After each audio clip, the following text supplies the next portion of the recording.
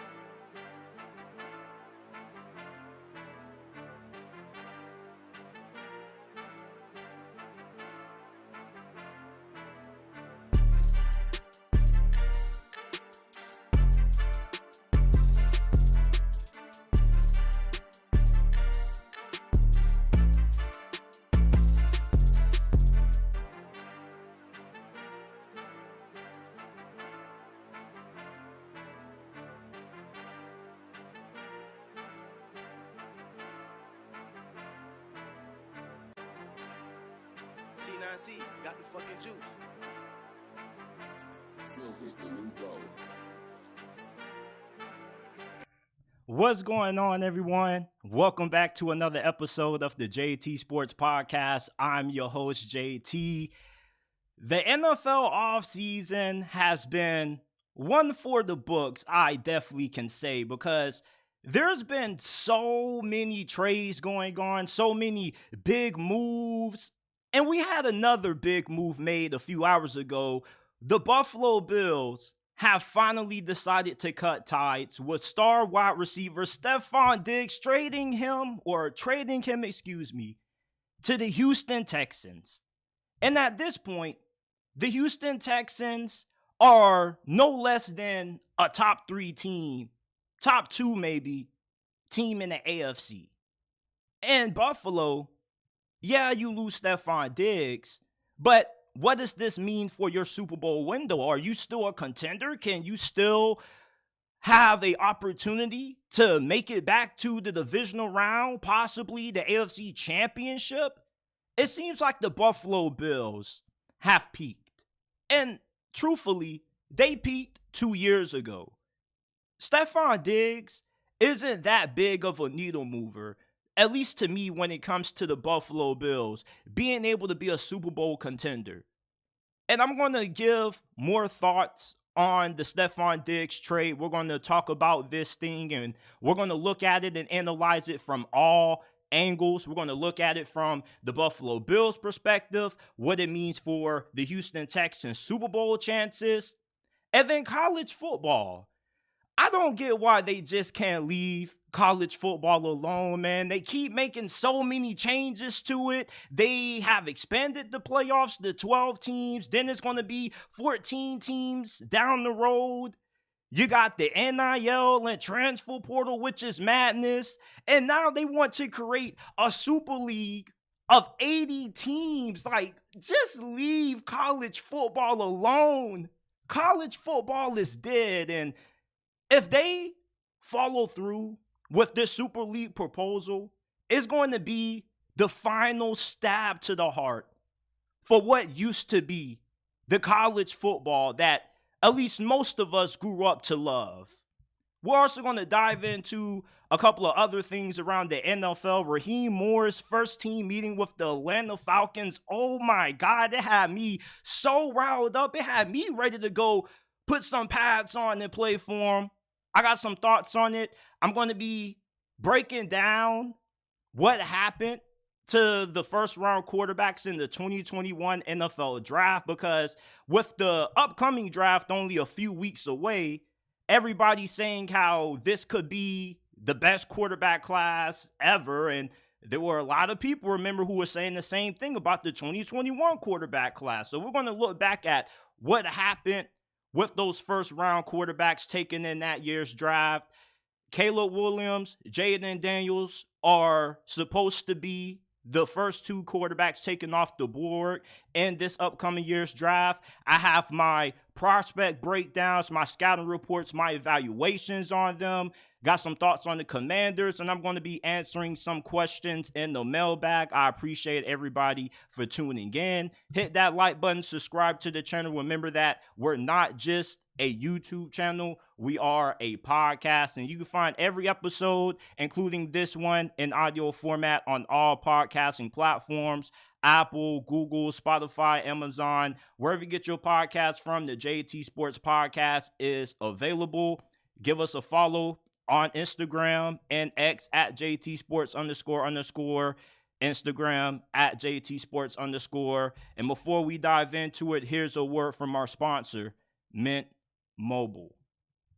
Does it piss you off how much you pay for your monthly phone bill? Why are you getting frustrated when our partner Mint Mobile has plans as low as $15 a month that give you unlimited talk and text on the nation's largest 5G network? Stop getting frustrated with how much you spend on your monthly phone bill and go to trymintmobile.com/JT Sports in description and pinned comment down below to get access to premium wireless for only $15 a month. That's only $15 a month. Switching to Mint is easy. It only takes 15 minutes to do. If you're pissed off with how much you pay for your monthly phone bill, switch to Mint Mobile today and go to trymintmobile.com/JT Sports in description and pin comment down below to get premium wireless for only $15 a month. Stop getting upset with how much you spend on your monthly phone bill and switch to Mint Mobile today. The Buffalo Bills have finally cut ties with star wide receiver Stefon Diggs. They are trading him to the Houston Texans in exchange for a 2025 second-round pick. Meanwhile, the Texans not only get Stefon Diggs, but they get a 6th-round pick for this year's draft and a 5th-rounder in the 2025 draft. But it also gets worse for the Buffalo Bills. They are taking a $31 million dead cap hit with this trade.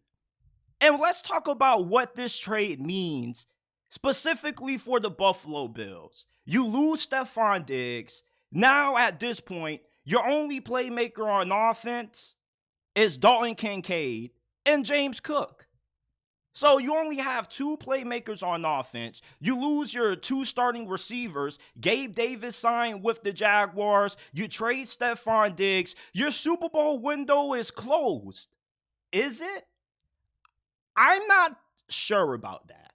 And the reason why I say I'm not sure about the Buffalo Bills having their Super Bowl window being closed is because Kansas City, remember when they traded away Tyreek Hill and everybody was saying how they were going to be an early round exit in the postseason because they didn't have any playmakers? Well, the only thing they've done since trading away Tyreek Hill is win back-to-back Super Bowls. I bet a lot of you guys can't even name me who are 2 of the best receivers on Kansas City's roster right now, not named Travis Kelce. You don't need a star wide receiver to win a Super Bowl. You have Josh Allen. And I'm going to be real with you. I disrespected Josh Allen last offseason when he was announced as the cover athlete for Madden. All right? And my whole thing with that was that Josh Allen, he's a good QB, but he's not a good enough QB. At least I was thinking at that time to be on Madden. I was like, you putting Josh Allen on Madden? Like, stop it. And I have to really apologize for the disrespect that I threw at him. Because every time I watch Josh Allen play, this dude was unstoppable.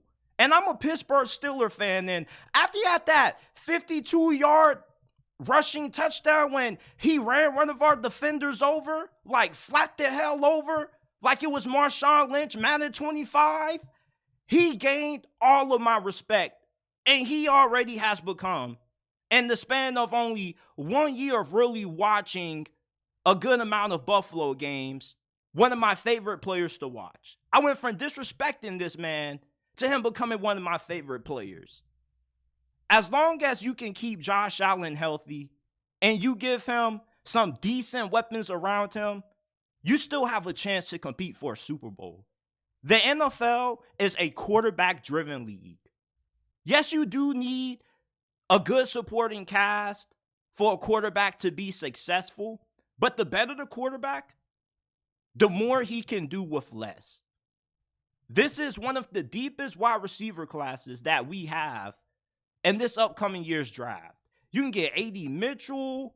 You can get maybe Marvin Harrison Jr. if you want to trade up for him. Hell, you could find some stud wide receivers like Javon Baker or Ricky Pearsall in rounds 2 or 3 of this year's draft. And they can have an immediate impact for you. Not a lot of people look at the fact that you don't need to draft a wide receiver in the first round to get a wideout that can make a big impact for you in his first season. Puka Nacua, Tank Dell, neither one of those two guys were first rounders last year, and they were two of the best rookie wideouts in the league. Puka Nacua, arguably the best. The Buffalo Bills, I don't think that this trade for them changes too many things about their Super Bowl outlook. Yes, you are going to have to find a replacement for Stefon Diggs. You are taking a significant loss losing him at that position. You can say that he slightly regressed, but only slightly. He still is one of the best receivers in the game. My only problem with Stefon Diggs wasn't his play on the field. It was the diva and drama queen that he was in the locker room. And this trade is no surprise. At least it shouldn't be if you've been monitoring this Stefon Diggs-Buffalo Bills relationship for over the last 3 years. Last offseason, he was really close to getting traded. He was saying how he wanted to be a bigger factor in the offense, even though he's been top 3 in the NFL in receptions nearly every single year that he's been on the Buffalo Bills. He wanted to get his contract reworked. Then there was a situation that allegedly the Buffalo Bills asked him to restructure his contract, and he only agreed on the terms of they would sign the player that he wanted them to bring in if he was to go through with the restructure. Now, that's just words on the street. Take that with a grain of salt. But when you have a guy like Stefon Diggs on your team, it's going to be hard for you to win a championship with him. You may find that outrageous to say, but when you're trying to win the Super Bowl, everybody has to be on the same page. One team, one goal. You put your egos aside. You don't go to the coach say, I need more targets. You don't go up to Josh Allen saying, hey, throw me the football more. No. A championship player does what's in the best interest, not for himself, but for the team. Stefon Diggs is not a team player. And I don't think that's a harsh opinion. I'm pretty confident that a lot of coaches in the league that have been around Stefon Diggs will tell you that this dude is high maintenance.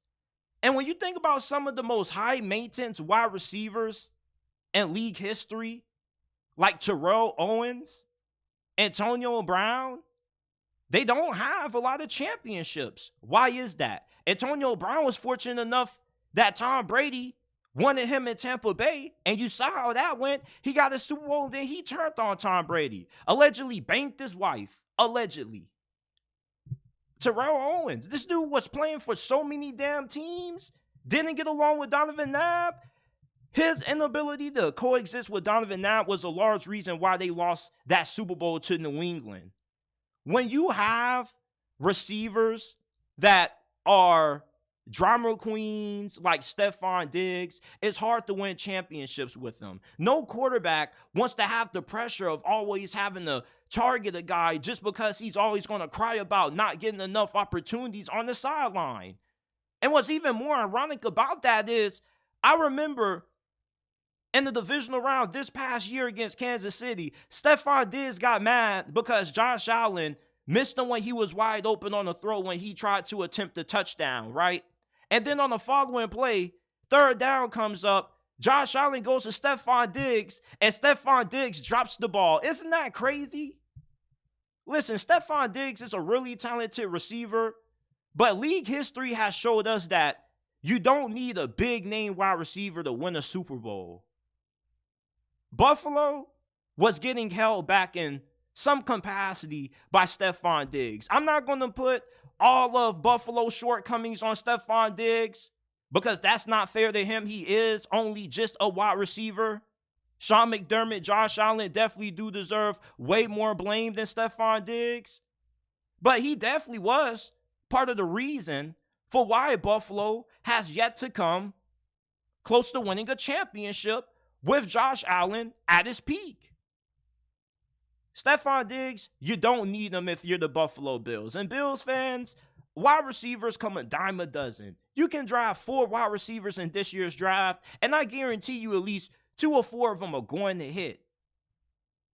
You take a $31 million dead cap hit, though, I think that shows everybody a lot about how Buffalo felt about Stefon Diggs. If you're willing to take this much dead money to get rid of a guy, that shows you that he was a problem. And I guess it can show a lot of truth to the speculation that came out about Stefon Diggs and his relationship with the Bills organization and Josh Allen. I guess there was a lot of truth to those reports last year. You know what they say, the truth will always come out eventually. The truth always comes to the light. What's in the dark always gets brought to the light in the sun. I think that he is going to be way better in Houston, though, because they just have a way different culture. And CJ Stroud, I think, will be a way more relatable quarterback for him to get along with. But Buffalo, I'm not going to panic on you, all right? I still believe that you may not be a Super Bowl caliber team right now, but you're at least going to be a playoff team. And I still do believe that you can win a Super Bowl any year. The NFL is just so unpredictable. You know, like, we thought Kansas City was down and out last year. And look what they did. They won their, another Super Bowl? Pretty much cementing themselves as a dynasty. So if you're the Buffalo Bills, you're fine. You have Josh Allen. You're a pretty well-ran organization. You're going to find suitable replacements. You're definitely not going to go into this season undermanned that wide receiver. I believe you guys are going to make some things happen. And you still do have Dalton Kincaid and James Cook. So it's not like you don't have anything on offense. Now we got to talk about what this trade means for the Buffalo Bills. Well, for the Houston Texans side of things, right? Now the Houston Texans acquire Stefon Diggs in the trade that most of us will consider to be a robbery. All right, they are not only getting Stefon Diggs, but they get a 6th-round pick for this year's draft and a 5th-rounder for the 2025 draft next year. And all they had to give up was a 2nd-round pick. You can say that Stefon Diggs is getting up there in age, but he's a Hall of Fame caliber player. And I'm not saying he's a future Hall of Famer, but I am saying that he is a Hall of Fame caliber player. He has been one of the 5 best wide receivers in the NFL for over the last 4 years. And when you have a player that has a Hall of Fame ceiling, they regress at a slower rate than normal. All right? And Stefon Diggs still has 3-4 high-level years left of high-end play.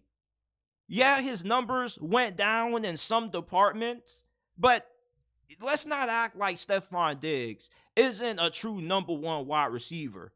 I've seen some people on X try to make that argument that Stefon Diggs may not be as good as a number 1 as what people think.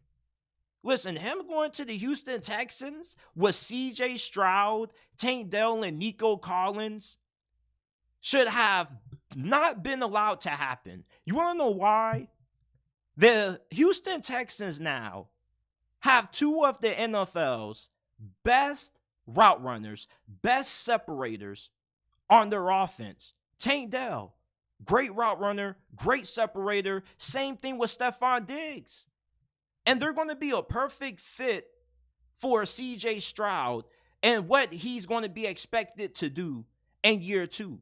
Because you see, when you have a young quarterback that's in ascension mode like CJ Stroud, and he kind of has developed faster than what you were expecting, you got to strike where the iron's hot. You got to try to win the Super Bowl as fast as possible before you have to pay this dude, because he's going to break the bank, and you're not going to have the opportunity to go out and get players like Stefon Diggs when they come available, because you're not going to have the cap space.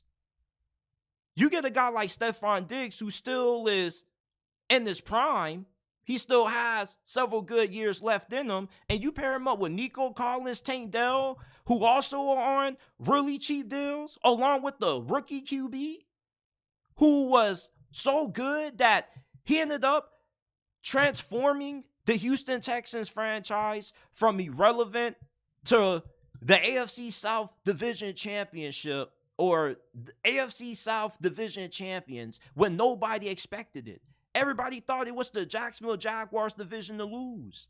When you have a guy like CJ Stroud, he can change the trajectory of your franchise so fast that you can become a Super Bowl contender in the span of only 2-3 moves. Getting Stefon Diggs makes you one of the 3 best teams in the AFC going into next season. Undoubtedly, you had a great defense last year. Your offense was really good too, despite how bad your offensive line played at times and the inconsistency that you got from the run game. Now you give CJ Stroud, Stefon Diggs, and he already has Tank Dell and Nico Collins. Bro, this is one of the best receiving corps in the NFL. Are you kidding me? Who's going to be able to guard this? You have 2 of the NFL's best separators and route runners on the same team with one of the league's most accurate quarterbacks. This receiving corps is a perfect fit for the style of offense the Houston Texans run. Their offensive coordinator comes from that Kyle Shanahan coaching tree. It's all about getting the ball out fast, utilizing the short intermediate passing game to set up big plays downfield. And to do that, you need guys who create a lot of separation. That's what Stefon Diggs and Tank Dell do a very good job at. And then you have Nico Collins, who can beat you over the top when you decide to take shots down the field vertically, or when you decide to go play action. The Houston Texans have put themselves in the prime position to win a Super Bowl within the next 2 to 3 years. If CJ Stroud is the quarterback that we believe him to be, which is a Himothy, elite QB, top 5 arguably in the game right now, he should be able to do for Houston what Joe Burrow did for the Cincinnati Bengals his second season. Coming off a season-ending injury his rookie season, by the way. This is one of those kinds of moves that a team makes that takes their young quarterback to the next level. And that's scary to think about. Because what is the next level for CJ Stroud? Because last season, he was an MVP candidate at one point. He transformed the fate of the Texans dynasty, bro. Like, there was literally no reason to watch the Houston Texans before CJ Stroud and DeMeco Ryans arrived in town. Then all of a sudden, in the span of 1 year, they go from bottom dwellers, being laughed at for not being able to get the number 1 pick, to all of a sudden turning that into a blessing. And CJ Stroud taking this team to the top of the division, to a playoff win, and then you get Stefon Diggs. Do you not see what CJ Stroud has done? What CJ Stroud has done has given the Texans front office all the hope in the world and all the confidence in the world that they can win the Super Bowl right now. They're trying to strike while the iron's hot. They got a good enough amount of cap space to get some more big name players.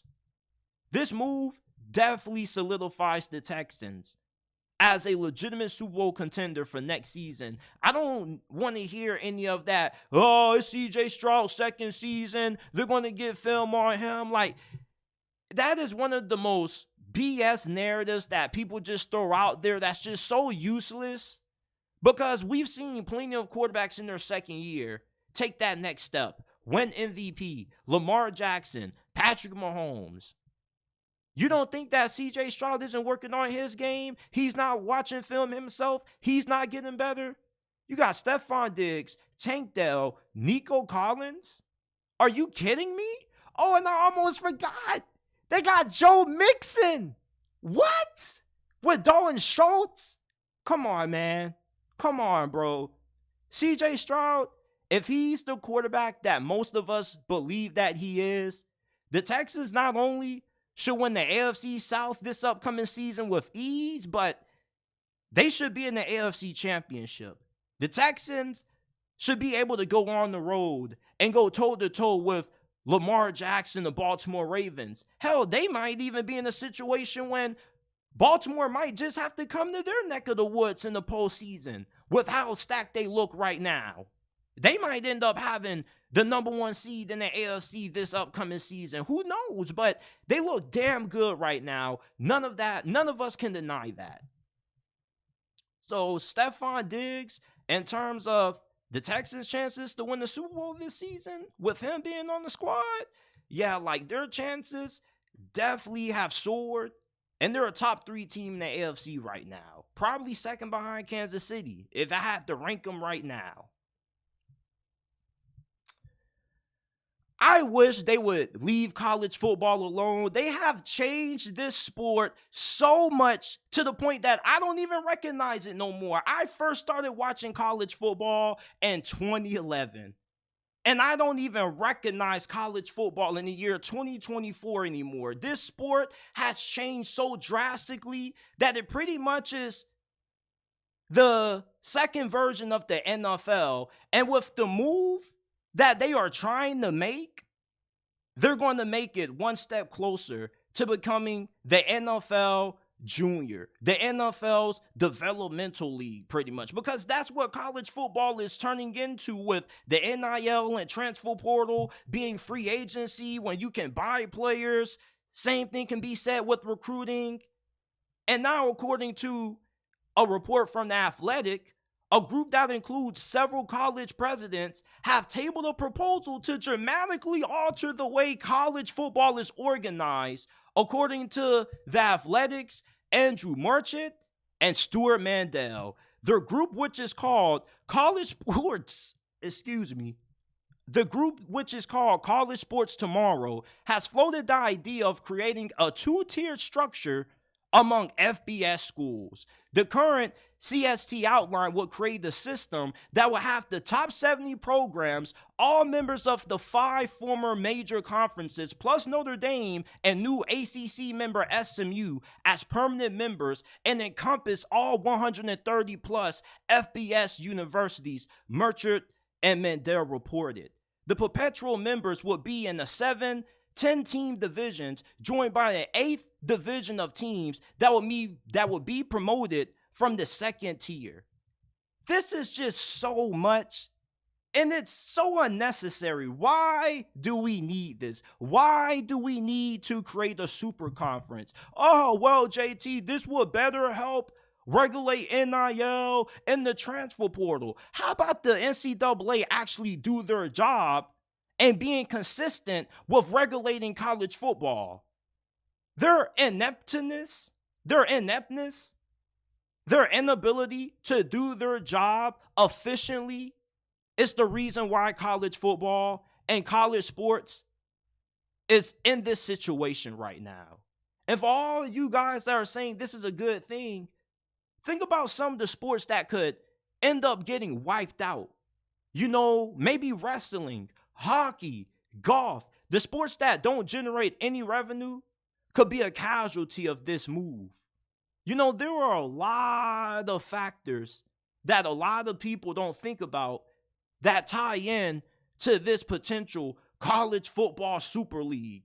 I already get this when I watch the NFL on Sundays. If I wanted to see the Sunday game in college football, guess what I would do?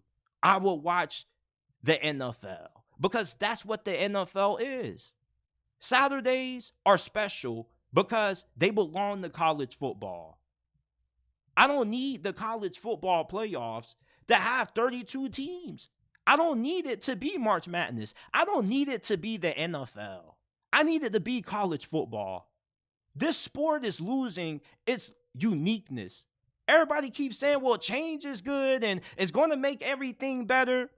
When you change things so much, you change it to the point where sometimes it becomes unrecognizable. And you can tell me, well, JT, when you still turn it on Saturdays, it's still going to be college football, regardless of what's happening off the field. And you're right to a certain extent. But it just doesn't feel the same to me. College football has never always been about money and corporate sponsorships and whatnot. And you can say it's a corporate world, whatever is the phrase they use to call it. And I understand that. I understand with the popularity of the sport increasing every single year, more money comes in. And these schools would be dumb to not take the opportunity to get more revenue. And I understand that. But do we really have to change the sport so much to this? It's like all this that I'm reading or that I just read a few minutes ago, like what the hell is all this? You feel me? None of this really needs to happen. What we need is better regulation. We need people in the front office of the NCAA to actually understand the sport. Hell, make Nick Saban the commissioner. If there's anybody who is better suited, better equipped, and more knowledgeable to be the commissioner of college football and run this league correctly, it's Nick Saban. Nick Saban being college football commissioner would be a great move by the NCAA. You get somebody that understands the sport from the player's perspective, the coach's perspective, and also understands how to maximize revenue for everybody to win.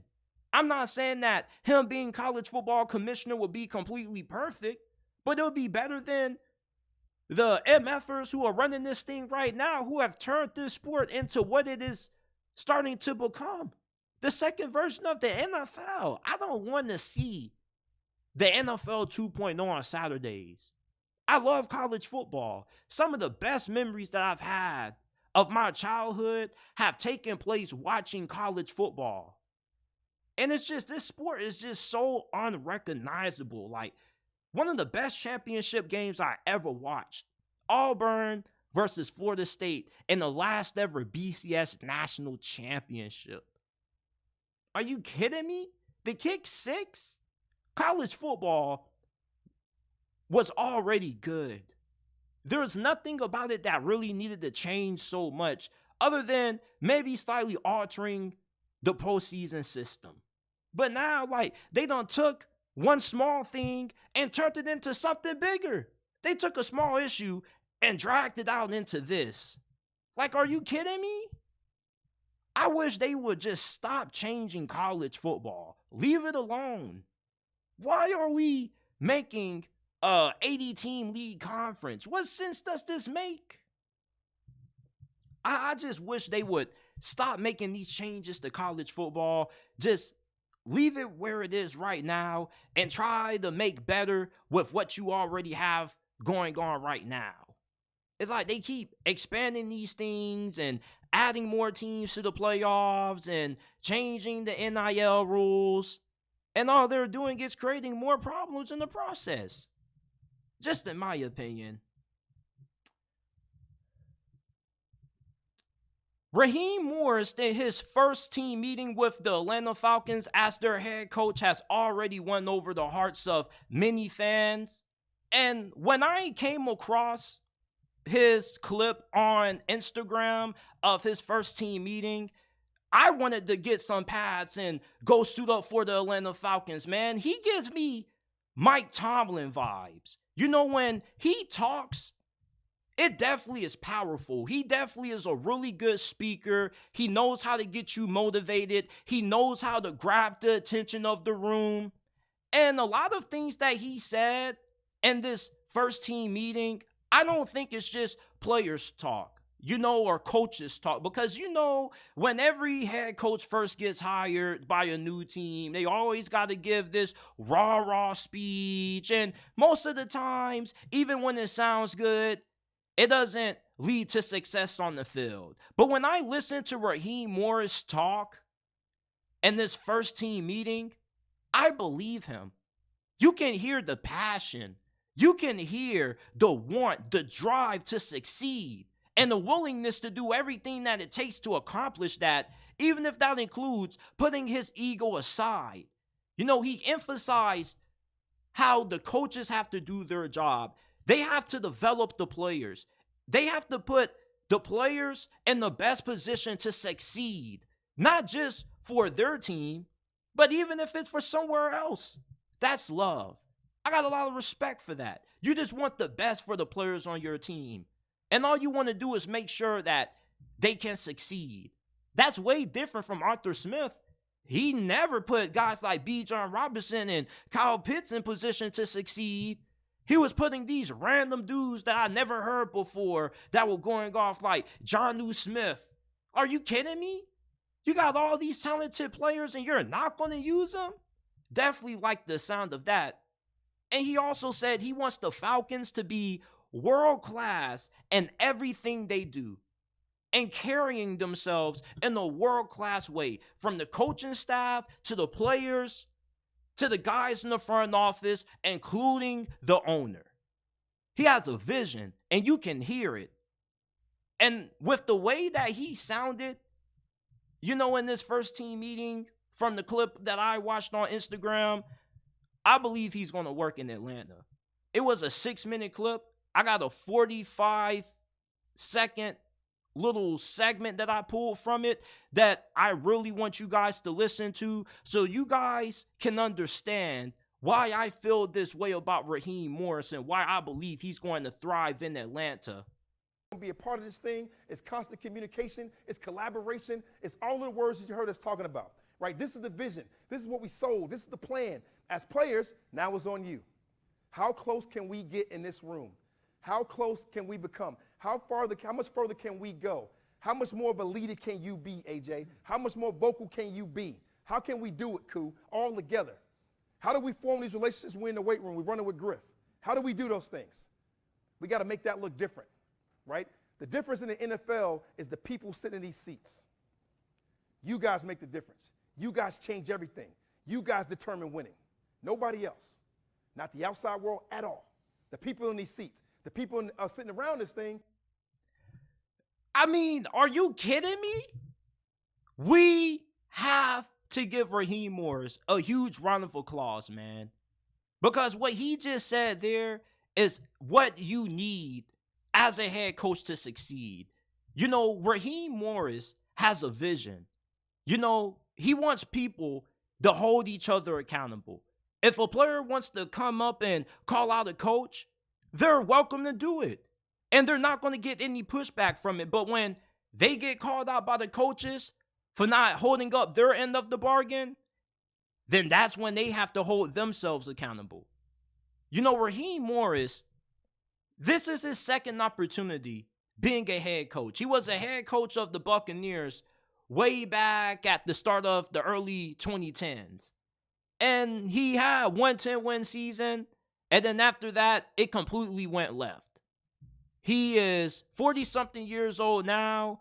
He was very young when he got his first coaching opportunity. I'm pretty sure he wasn't talking the way that we just saw him in this first team meeting with the Atlanta Falcons back then when he was giving his first team meeting with the Tampa Bay Buccaneers. You get somebody who wants the best for his players, but you also have somebody who is willing to do everything that it takes to win. You know, somebody who's trying to build a great culture. Raheem Morris, he has me sold. I know that this is all coaches speak, and a good amount of these coaches know how to talk really well, but when it comes to being able to actually hold up their talk on the field, it always goes left. You know, I remember a few years ago, the Miami Hurricanes, I'm a Hurricanes fan, right? We hired Manny Diaz, and he had one of the most epic introductory speeches that I've ever heard. He said that you can either come to Miami and win championships, or you can go elsewhere and get your ass kicked every time you play Miami. And hearing that had me just so amped up about the future of Miami football under Manny Diaz, and massive disappointment. But I don't think the same is going to happen with Raheem Morris, him being the head coach of the Falcons, because this is his second go-around. This is definitely somebody who has matured, somebody who has learned from their mistakes, and he is well-respected in the NFL ranks. A lot of coaches, players that have worked with him, played under him, have nothing but great things to say. They say he's a great leader of men, and he's a great coach. And something that you always hear Mike Tomlin say, and some of the best coaches say, is that there's nothing called a player that doesn't fit in their system. Good coaches find a way to make a player fit. There's no such thing as a player that isn't ready. It's their job to get them ready. It's their job to coach them up, because that's what coaches are supposed to do. That's the job description of a coach, to develop. And a lot of these coaches are lazy. They don't want to do it. They just want to call the plays and make all the players do all the work without putting in extra time to develop the team chemistry. You know, to make sure that they're building the right culture. Arthur Smith was never a culture guy to me. He was always one of those rocket scientist kind of dudes where he has the pencil in his ear, he has the play sheet in front of him, and he's always one of those X's and O's super strategy guys who struggles to connect with players, who struggles to develop relationships with players. You know? And you kind of saw with the Marcus Mariota thing, if you go and you watch the QB1 or the Netflix quarterback docuseries that they did from last season, he's not really personable. Raheem Morris is personable. Raheem Morris is somebody who is going to be able to help the Falcons win those one-possession games, something that they had a hard time doing last season. So I love everything that I've heard from Raheem Morris in his first team meeting. You guys let me know down in the comment section how you guys feel about Raheem Morris, and do you guys believe he's going to succeed as the head coach of the Atlanta Falcons? Let's segue to this.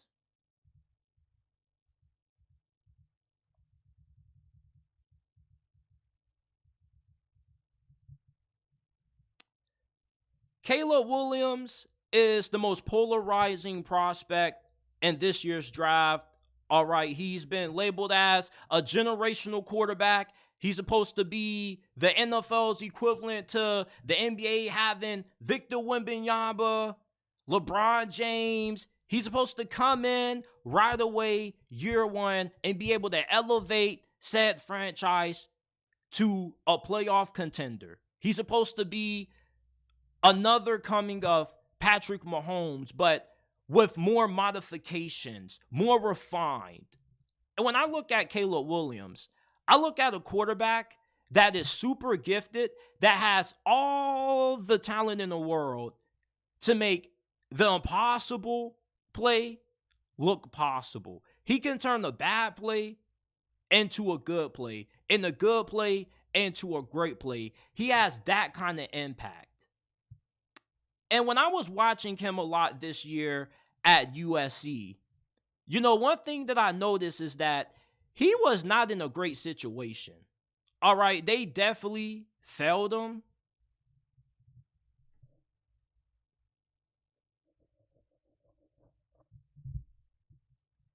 This is a completely different topic, man. Wow. Why did nobody tell me this was a completely different topic? So we're going to come back to this. I got to give you guys my Caleb Williams evaluation, though. Got to give it to you. Caleb Williams is regarded as a generational prospect. And because of this label, he's been one of the most polarizing draft prospects that we've had in recent memory. He's been getting a lot of comparisons to Patrick Mahomes, Aaron Rodgers. He's supposed to have an Andrew Luck kind of impact for whichever team takes him, most likely being the Chicago Bears, #1 overall. So I'm here to give you guys my official evaluation of Caleb Williams. I'm going to be breaking down his strengths, his weaknesses, how I believe he's going to turn out at the next level. Now, let's start off with the overall synopsis about Caleb Williams. You know, this dude has really good size. Even though he's 6'1", which he's lacking in height, he's 214 pounds. He's really swole. You know, he has a really thick build to him. No diddy. And he's kind of built like a running back. And when he runs with the football, he has really good vision. So not only are you getting somebody who is a really dynamic thrower of the football, but you're getting somebody who is a really dynamic runner. He could possibly throw for 3,500 yards his rookie season and have 1,000 of them on the ground as well. He's that dynamic of a quarterback. He's the true definition of what it means to be a dual threat quarterback. And I project him to be an elite quarterback in the NFL. He should be no worse than a top 5 QB. And right away, his first season, he should be what we saw from C.J. Stroud in 2023. The Chicago Bears, they haven't had competent quarterback play in a while. As a matter of fact, it's been since the 90s, since Bears fans could say they had a quarterback that they could look back upon and say, yeah, like, this dude is actually decent. Caleb Williams, I believe his ceiling is a future Hall of Famer. All right, you look at the talent that he possesses, throwing the football, being able to throw from different arm angles, being able to have the arm strength to complete any pass and any window. He's like a mix of Patrick Mahomes and Russell Wilson with how he's able to be Houdini, creating time for his receivers to get open and actually helping out his offensive line. That's also something that I observed about Caleb Williams that you don't really see a lot of quarterbacks do. Help their offensive line with how he maneuvers inside of the pocket. You got somebody who truly makes the players around him, his team, better. That's what it means to be an elite quarterback. Elite quarterback is somebody who can win with not a great team.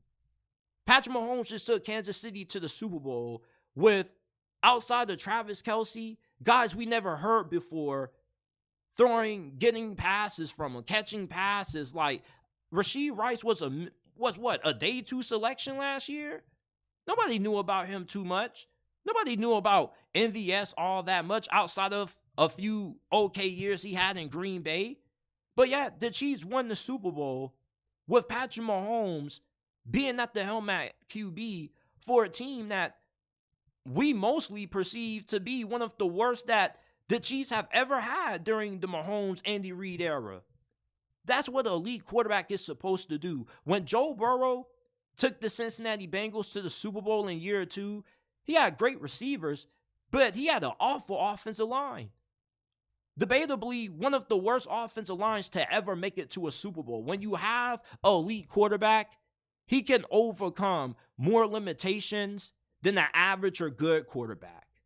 He truly makes everyone around him better. That's what Caleb Williams does. That's why I project him at the next level to be elite QB, and his ceiling is Hall of Fame caliber. Now, his floor, he probably has the highest floor of any prospect in this class, because if he ends up not panning out, at worst, he still is a good quarterback. He's probably a top 12, top 15-ish quarterback. Maybe he's inconsistent. Maybe the coaching staff year one in Chicago truly was the problem, and they got to make a staff change. And he has kind of like a Trevor Lawrence start to his career. Trevor Lawrence is a good quarterback. I wouldn't call him elite. That's what the floor is for Caleb Williams. You know, you'll probably have somebody who will show you flashes, glimpses of what he could be if he can put it all together in certain games, but he just never will be able to figure it out. But ultimately, you can still win and have success with him, and that's why I think the floor for him is a good starter. He could be what Tua is, Kirk Cousins. He'll be around that range. He'll be like top 15 to like maybe top 8-ish. That's what a good starter is. But ultimately, I believe Caleb Williams is going to be one of the best quarterbacks of the new generation. And when I look at his strengths, elite playmaking ability, I mean, this dude is like prime Mahomes and Russell Wilson combined. He can spin out of sacks. He's making guys look stupid with the crazy moves that he can make in the open field with the ball in his hands. He is a really underrated ball carrier. He doesn't have a Jayden Daniels or Lamar kind of scrambling style. His scrambling style is more similar to Jalen Hurts. He's going to win with more power and finesse, even though he probably does run 4.5. But the thing with Caleb Williams is that he can beat you with finesse. He could kill you with a spin move or juke in the open field, or he can also run through you. He's built like a running back. I believe he also played a little bit of running back in his early days of playing football. And you definitely can tell with how well he is when it comes to seeing running lanes. He has really good vision. And his running style just gives me so many similarities, or just gives me so many flashes to Jalen Hurts as a runner, because that's similar to what Jalen Hurts is. He's not somebody who's going to run by you per se, even though he is pretty fast, but he's more so somebody that is a really powerful runner, that more so is a running back when he gets the football, because he has really good vision, and he also is really good at being able to break out of tackles, rather it be with his elusiveness or just running through you. He also has elite accuracy. Caleb Williams has the best accuracy of any QB in this draft class. I mean, he just makes throws that I don't even think the majority of quarterbacks that have come out in the last 10 years can make. I mean, this dude is getting outside the pocket and throwing the guys 40 yards down the field across his body. He's getting outside the pocket and he's telling wide receivers, he's directing wide receivers where to go, throwing them open. You look at somebody who throws with great accuracy, great timing, good precision and ball placement. He does have the tendency to throw balls behind his wide receivers in certain moments when he's working the quick passing game, but it's not consistent, which is why I don't think it's a big weakness. And he is a great processor with a really high football IQ. Pre-snap, he does a really good job of understanding what the defense is trying to do, what he needs to do with the ball in his hands, where he needs to go. He also goes through his reads. Sometimes he'll go through his fourth progression as well. And, you know, even when he's under pressure, he's just cool, calm, and collected. And he has a dynamic arm. As I said already, I mean, you look at somebody who can make all the throws. Caleb Williams is just ridiculous, bro. It's like he tries to have certain throws that he might just be competing with himself to try to outdo the previous throw that he just made that was out of this world. I mean, you look at somebody who probably should enter a trick throw contest. Caleb Williams is the truth.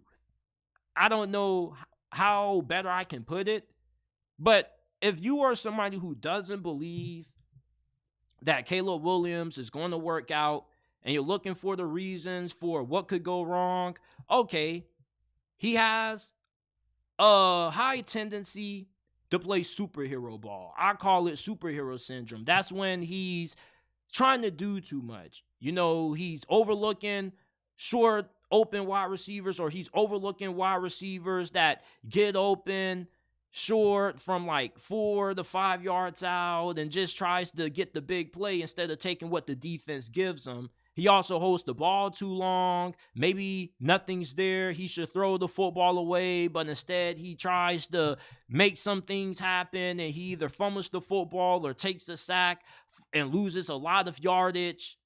Ball security is a huge issue for him too. He had a lot of fumbles during his collegiate career and high expectations. Expectations are what define you in life. And Caleb Williams, with all the hype that he's been receiving, all the media attention, all the praise that he's been getting during this draft process for over the last year, he's expected to come in and lead Chicago to the postseason right away. They got rid of Justin Fields, who was loved by majority of the fan base. If Chicago never had the number 1 pick this year, there's a high chance that Justin Fields probably is still their starting quarterback, because the dude wasn't terrible. He's just inconsistent. We don't know what he is. Caleb Williams coming in and replacing him, if he comes out the gate and struggles, that media, that fan base, they're going to eat that dude alive.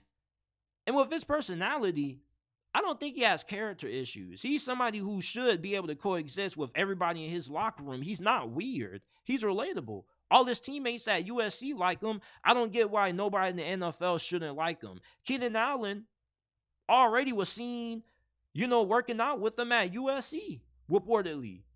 If Keenan Allen shows up to USC, in support of Caleb Williams, I think that shows you that the dude has good character skills. He is somebody that players in the locker room are going to gravitate towards, and they're going to follow as a leader.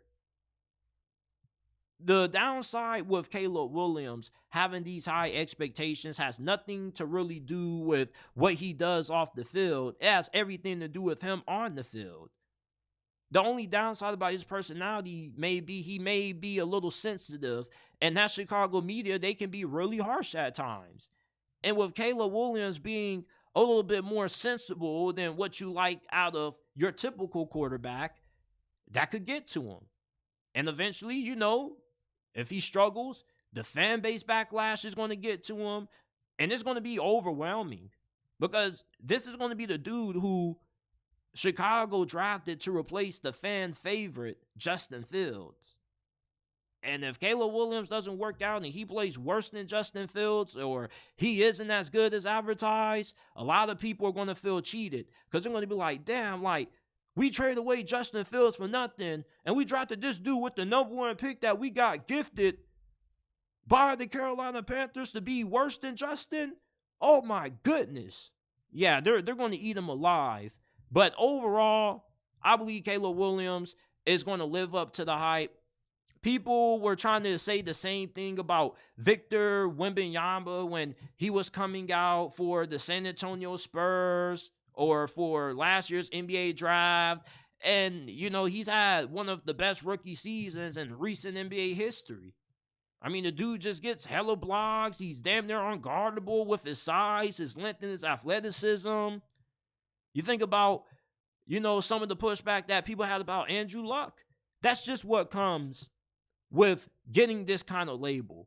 When you get labeled the next Mahomes, people are going to hate on you until you prove yourself. Once Caleb Williams balls out his first 4 games of this year for Chicago, watch the narrative change about him. If he does what CJ Stroud did last season, watch everybody say, man, I always knew Caleb Williams was going to be this good. Man, I knew he wasn't going to be a bust. Watch how many people just change course their opinions about Caleb Williams. Caleb Williams is dealing with something that the drive community calls prospect fatigue.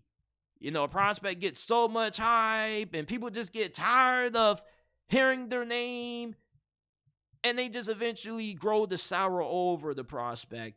That's what Caleb Williams is dealing from.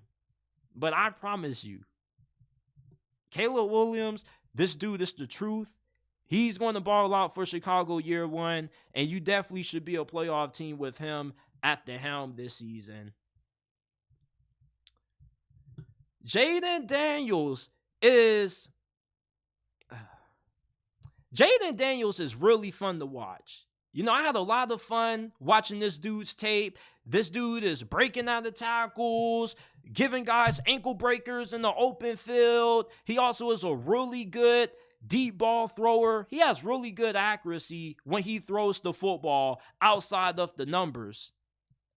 Now, how do I feel about Jayden Daniels overall as a prospect going into the NFL? Well, I believe that Jayden Daniels has the potential to be one of the best quarterbacks in the game. He currently is my QB2 behind Caleb Williams. He should be a top 3 pick this year. I believe he's going to succeed. All right, he does a really good job of going through his reads. He has pretty decent pocket presence. You know, and when you look at his elite athleticism and how dynamic he is running the football, I don't see Lamar, but I do see somebody who is 2 notches below Lamar. The reason why Jayden Daniels shouldn't be getting compared to Lamar is because LJ is truly a unicorn. All right, he's one of one. And the way that Jayden Daniels runs is way different from the way that Lamar runs. Jayden Daniels has this herky-jerky running style. Lamar Jackson has more twitchiness, more suddenness. It's like he knows where he's about to go with the football, and you got a really hard time trying to bring Lamar Jackson down in the open field. Jayden Daniels, a defender gets their hands on him, then it's pretty much wraps unless he just makes the guy miss with his quick agility. So I think that Lamar Jackson has way more agility, and he's just way more athletic than Jayden Daniels. But Jayden Daniels, you know, he's no slouch. I'm not trying to take anything away from him from what he does from an athletic standpoint. He definitely does have high-end athleticism. But what I'm saying is that Lamar Jackson and Jayden Daniels, you know, their athleticism, they're in 2 different weight classes. Lamar's athleticism is rare. It's generational. Just the way he runs with his twitchiness and his quickness, Jayden doesn't have that. Jayden Daniels has a herky-jerky running style, you know, and he takes a lot of big hits. He has taken way more big hits in the 4 games that I've watched and I've ever seen Lamar Jackson take in college and in the NFL. So that's why I don't compare him to Lamar Jackson. All right, I don't really have a comparison to Jayden completely. That's why I don't do player comps for these, but I do think that his ceiling projects to be an elite starter. He can be one of the best quarterbacks in the game. He definitely is somebody who can elevate the team with his rushing ability. He makes your rushing offense at least no worse than top 15 in the league. Because if you're an opposing defensive coordinator, you got to account for Jayden Daniels' rushing ability because it's game-changing. He has the kind of potential where he could take over games just by running. So Jayden Daniels, if he is as good as a passer as he is a runner in the next level, he could be similar to what Lamar Jackson is. I don't think he has the arm that Lamar has, and he's not the runner that Lamar is. I think he'll be a tier below Lamar, but that still doesn't mean that he shouldn't be a top 7 quarterback. He throws a really nice ball, and he's a really good leader. He's definitely somebody that people in the locker room love to root for. His teammates at LSU, like, they go to war for him. When we look at his weaknesses, what he does well, we already know he's a dynamic runner. He has beautiful mechanics when he throws the football. He has a good base, good throwing motion, pretty good footwork to me, even though a couple of scouting reports I've read from other websites and draft analysts out there, some of them kind of have critiqued his footwork a little bit, but me, I'm not really super nerdy and technical when it comes to these things. Like, if your footwork is super bad, okay, you definitely need to work on that thing. But I don't think that Jayden Daniels' footwork is so bad to the point where, it's a major concern. I definitely do think that he has pretty good mechanics, at least from what you expect out of a rookie quarterback. Now, can his mechanics use more improvement? Most definitely they can. But compared to most quarterbacks that come out of the draft, I believe Jayden Daniels has better mechanics than most. All right, and that's what I'm comparing him to. I'm comparing him to, prospect norms. Not really comparing him to NFL level. Is his footwork NFL quality? Yes, I think that it is, at least if you're looking for him to start day one. But long term, it does need some work, but I don't think he needs drastic work with his footwork as compared to a guy like Drake May. He has good arm strength, doesn't really have a ton of velocity. He throws a lot of wobblers downfield, and you can tell a guy doesn't have a lot of velocity on their throws because anytime they throw it downfield, the ball just tends to just sell. When you look at Josh Allen or hell, even Joe Milton throw the ball, goes downfield with a tight spiral with a lot of power behind it, a lot of force, and it comes out a lot faster. Jayden Daniels seems to throw a lot of floaters. His balls tend to have a good amount of air under them, but I believe that his arm strength is decent enough where he can make the necessary throws required. I don't think he has an above average arm. Like, he can definitely throw the ball downfield. He just isn't somebody that can consistently make tight window throws. He definitely has improved a lot going into his final season at LSU with where he is as a pocket passer. His pocket presence was not that good in 2022. He was running into guys. He was running into sacks. And this season, didn't see that much of him doing the same thing. I saw somebody who was more calm when pressure was in his face. I saw somebody who took time to maneuver inside the pocket, step up, work the pocket, not quick to bail out of the pocket. Jayden Daniels definitely is a way better pocket passer right now than what he was a year ago going into his final year at LSU. And I love this dude's toughness. This dude is somebody who played through tons of injuries last year at LSU. He had a rib injury that he played through. It just seemed like there were so many games where the announcers would say he was banged up. And with how he's built, which is a concern that I have, he has good size when you look at it on paper, but he's kind of scrawny. He doesn't have a lot of meat on his bones. He's not completely frail. He's not like Bryce Young, but he could use a little bit more assistance when it comes to gaining some more weight. The NFL definitely should help him tone up a little bit more because this dude took a lot of big hits. But the fact that he was willing to get back up and play through those big hits and those injuries, I respect that because in the NFL, you got to be tough. It's a gladiator sport. You got 300-pound behemoths trying to ram your head into the dirt every single play. And even though, his size and his frame is a concern, it doesn't concern me too much because I know that this dude is going to get up, and even if he is injured, he's going to play through it. And I don't think it'll be to his detriment. What is going to be to his detriment, though, is that he just is a highlight machine for defenders getting big hits on him. I watched 6 games of Jayden Daniels when I was preparing for this evaluation on him.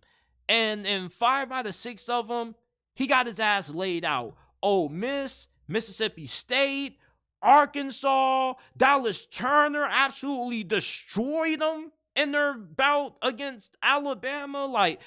He takes way too many big hits. And it has nothing to do with him not knowing how to slide, because what was strange to me was he was taking all these big hits, and I thought he didn't know how to slide. But then I watched a game, I believe it was Arkansas or Mississippi State, where he actually did slide. But yet, He just chooses not to. And there was one play against Ole Miss really early that really disturbed me. I mean, the dude got outside the pocket. He was running with the ball, and he got met head up, and he got absolutely hit stick. That ball came out, and I was like, oh. Imagine if he was taking a hit from this in the NFL from a guy like Patrick Queen. He might be in the damn hospital after that. Like, career over if he takes any hit like the ones that he took against Ole Miss and Mississippi State in the NFL, bro. That's what concerns me with Jayden Daniels. Not so much his frame, much more his playing style when he runs. Like, the dude is herky-jerky, like, he runs high up. That's why I say he's not Lamar. Like, when Lamar runs, bro, do you know how hard it is to tackle him? Like, all of those hits that we saw Jayden Daniels taking, you could have made a 4 or 5 minute montage of all of the hit sticks that defenders put on Jayden Daniels last year.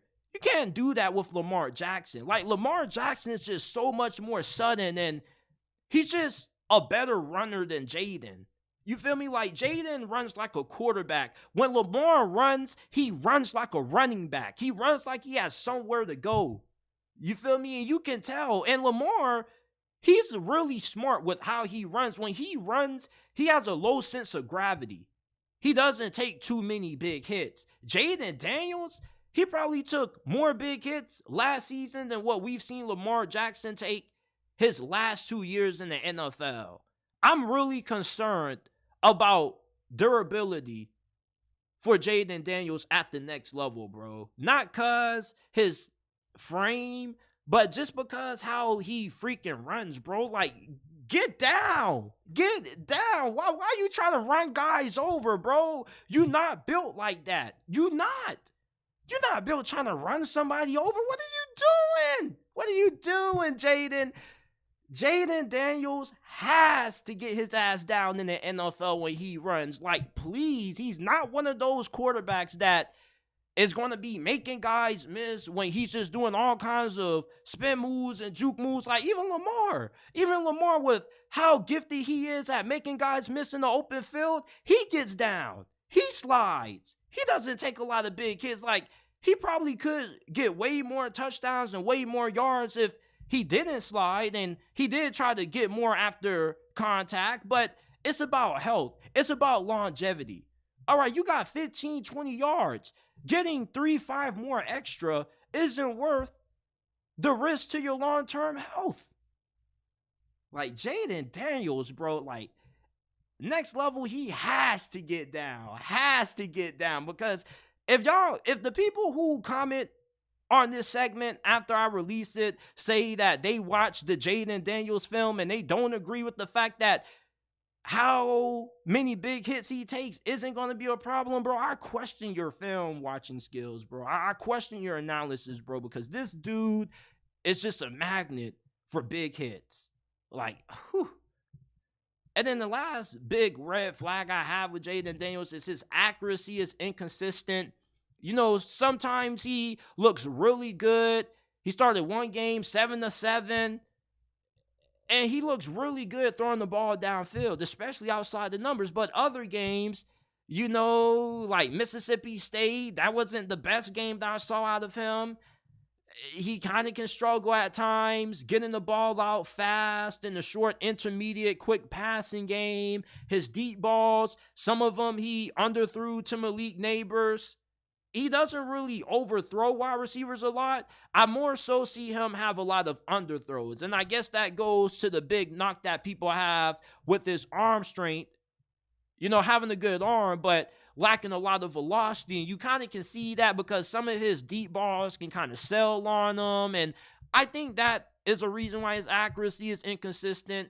And his footwork, I really don't think the dude's footwork is that bad.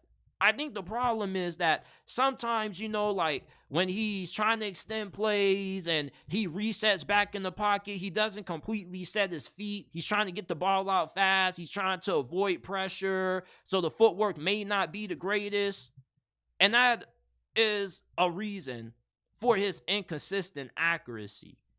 But I don't think his accuracy is so bad to the point where he's just going to be missing guys wide open at the next level.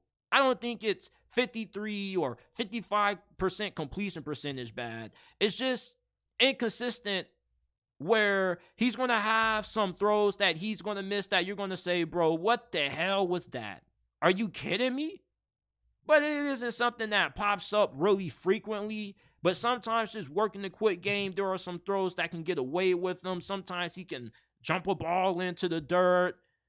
But overall, as a prospect, I would draft Jayden Daniels. Jayden Daniels is going to be an elite quarterback at the next level. He could be a low-end starter, though.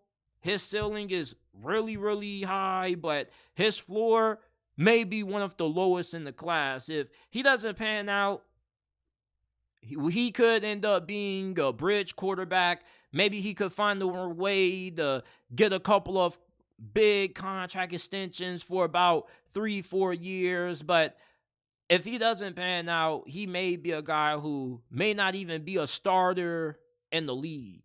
You know, when you look at these dual threat quarterbacks, they're really hit or miss. They're either really good or they're really bad. And more times than not, they're really bad. I mean, even look at Justin Fields. Like, Justin Fields isn't bad, but he isn't good. I think he's more closer to being a low-end starter than he is of being an elite starter.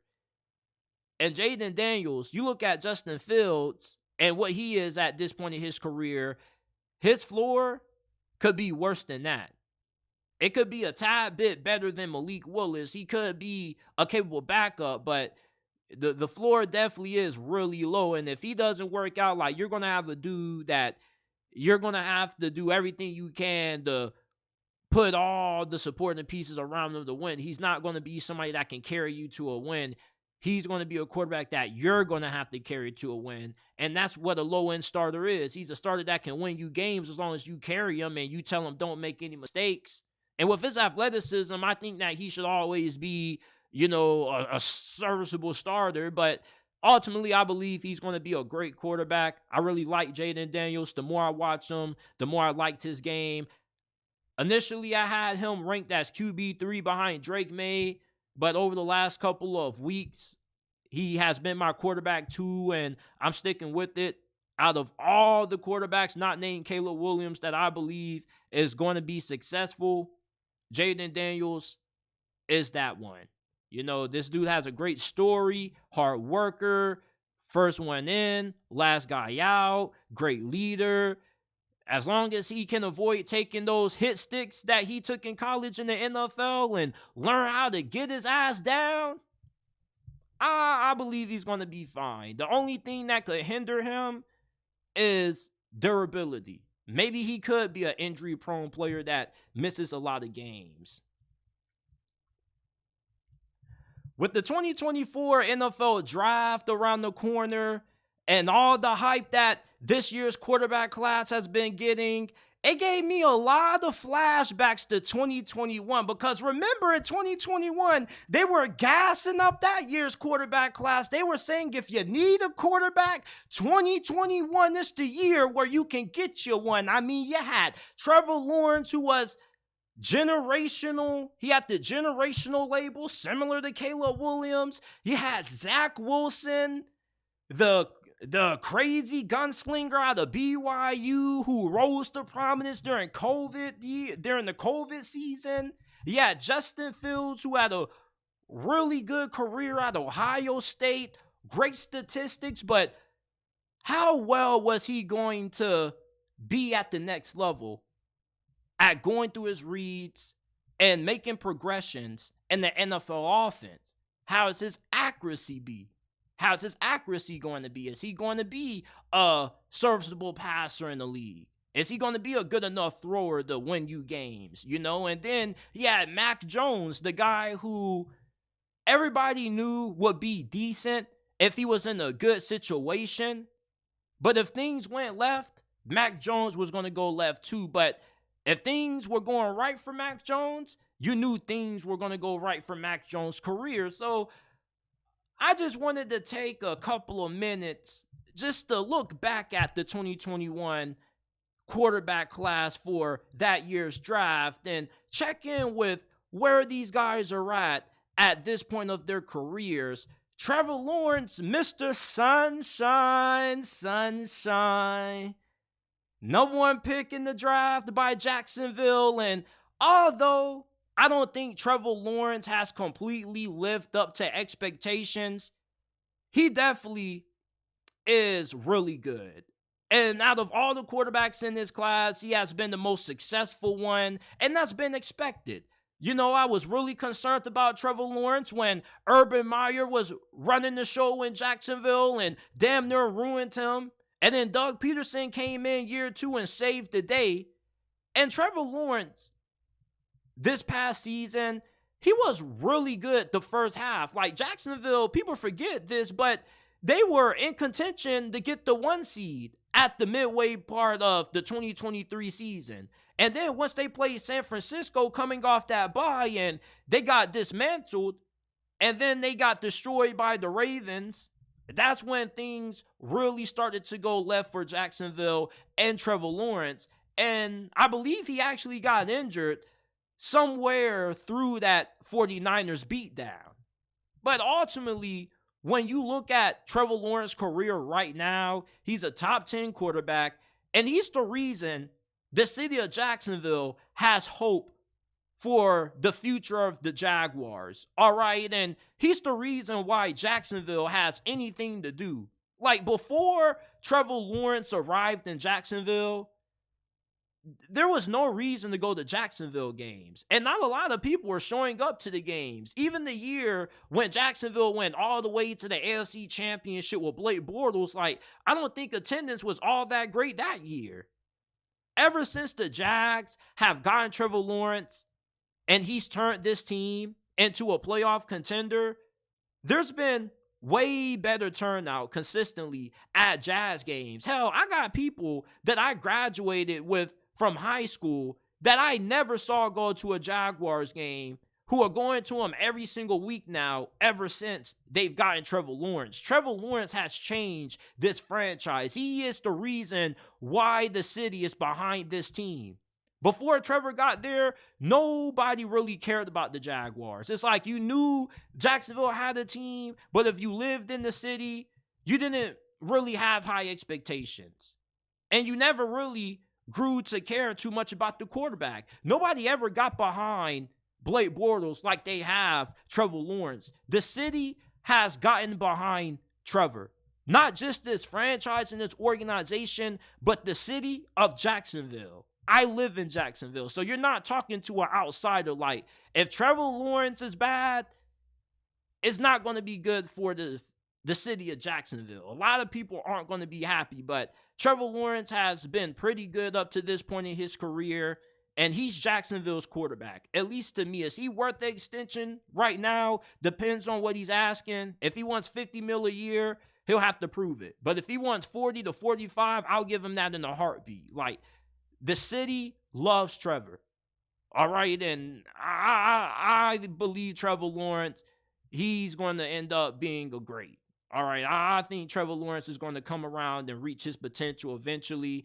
Zach Wilson, on the other hand, whew, you talk about somebody that had us all fooled. Well, maybe not everybody, but definitely had me fooled. And it wasn't the pro day that had me sold on Zach Wilson. You turn on that BYU film, this dude was giving me Patrick Mahomes syndrome. When I was watching him at BYU throw 60-yard touchdowns from the opposite hash, do y'all not know how difficult of a throw that is to make? I don't care what level, high school, middle school, Pop Warner, you throw a 60-yard touchdown from the opposite half? That's impressive. Not everybody can throw that, can make that kind of throw. And Zach Wilson was doing nothing but making these Madden kind of throws, you know, during his final season at BYU. And when I looked at his pro day, I was thinking to myself, like, man, I know football isn't played in shorts and a tank top, but you mean to tell me he can't make these throws in the game? Zach Wilson had me fooled, man, fooled. And he's the reason why I'm so petrified to do these quarterback evaluations when it comes to players that have this kind of similar skill set, man, because he went to the New York Jets and it didn't take too long to find out that this guy couldn't play. Now, his offensive coordinator didn't do him any favors because the coach of the Green Bay Packers, his brother, was hired to be the New York Jets offensive coordinator at that time when Robert Saleh first took the job because he followed them from San Francisco. And you know how it is when you're a defensive coach and you get a head coaching job and you come from San Francisco or you come from Los Angeles with the Rams. You got to take one of those assistants on offense because they're like a gold mine. And normally, when you get a Kyle Shanahan or Sean McVay assistant to be your coordinator, it works out for you. It didn't work out for Zach Wilson because his offensive coordinator, I don't know if it was Mike LaFleur or Matt LaFleur. I want to say it was Mike LaFleur, but don't quote me on that. I don't want to get it wrong and get the names mixed up. But LaFleur never was a big fan of Zach Wilson. All right, and it's well reported. It's out there that he didn't want Zach Wilson. But Robert Saleh and I guess the owner of the Jets said, well, you don't want Zach Wilson. You don't think he fits your offense. Well, we're going to draft him and you make it work. And the problem with LaFleur's offense and the reason why Zach Wilson struggled his first 2 seasons in New York before Nathaniel Hackett got there was because the offense was too complicated. Not just for Zach Wilson, but for the receivers too. It's like you had all kinds of different terminology for simplistic routes, like a slant route had all kinds of complicated wording, and there were all different kinds of things that you were supposed to do with your route based on how the defense was aligned, and it just was a lot of brain power for players. All right, and when you have an offense that has these kinds of different rules and all these different things that you have to do, it makes it hard for a guy like Zach Wilson to make the transition from college to the NFL, because in college, the wording, the terminology is shorter and it's easier to digest. And then you go to the NFL, you're getting plays like 70 Y2 scat, 92 8 banana, where you essentially have one play where you have like 5 different assignments in one play based on that wording, right? And you also complicate the process because not only is it hard for a rookie quarterback to understand the plays and the terminology, but you're adding different wrinkles to the offense that he also needs to know. You know, what route the receiver is supposed to do when the defense is aligned like this, what checks he needs to make when the defense is aligned like that. And if you're going to have those kinds of wrinkles in your offense that you're going to give to a quarterback to have to know and have to understand, you got to give it to him in digestible amounts where he can consume it to a point that he can understand it and better grasp it. You feel me? You can't just feed somebody like 30 different assignments or 30 different adjustments for one play for a rookie quarterback. You know, you got to make things smaller for him to understand. The wording of these plays is already long as hell. So you got to remember these long-ass plays. Then you got to remember the 15 different adjustments that comes with the one play based on how the defense is aligned. Like, yeah, like, maybe the New York Jets should have really listened to that dude when he said that Zach Wilson wasn't the right quarterback, because that doesn't sound like an offense that just any quarterback can run. But that doesn't sound like an offense that a rookie quarterback can run at a high level. So it seems like Zach Wilson was blessed with a shitty offensive coordinator his early years in New York. And that ruined his development, because how can you develop if you can never get a good grasp of the offense? You know, it's like you got to learn the plays. Then you got to learn the small different adjustments. And the offensive coordinator, LaFleur's brother at the time, where they both are brothers, but he didn't do a good job of helping Zach Wilson develop. You know, he just gave Zach Wilson the playbook. He said, Here you go, Zach. Learn it. And then he says, oh, wait, Zach. Here's a smaller book. It's not a playbook, but it's a book of all the million different adjustments that we have in our offense based on how the defense is aligned. So you need to learn these plays. And you need to learn this. Like, I don't know how the New York Jets did their install. Okay, but normally when you do install and you're learning a new playbook with a new coordinator, they're not throwing everything at you in the first session. All right, now I'm pretty sure in the NFL, it's way more complicated than what it ever was for me playing high school ball. But I'm pretty sure the process isn't all that different. It's way more advanced terminology and way more different things that you have to understand. But at the end of the day, no matter what level of ball you're playing, college, NFL, high school, a good coach always makes sure that his players understand their assignments. Because if you don't understand your assignments, if you don't understand the play, you can't be on the field. How can you make a play if you don't know what you're supposed to do?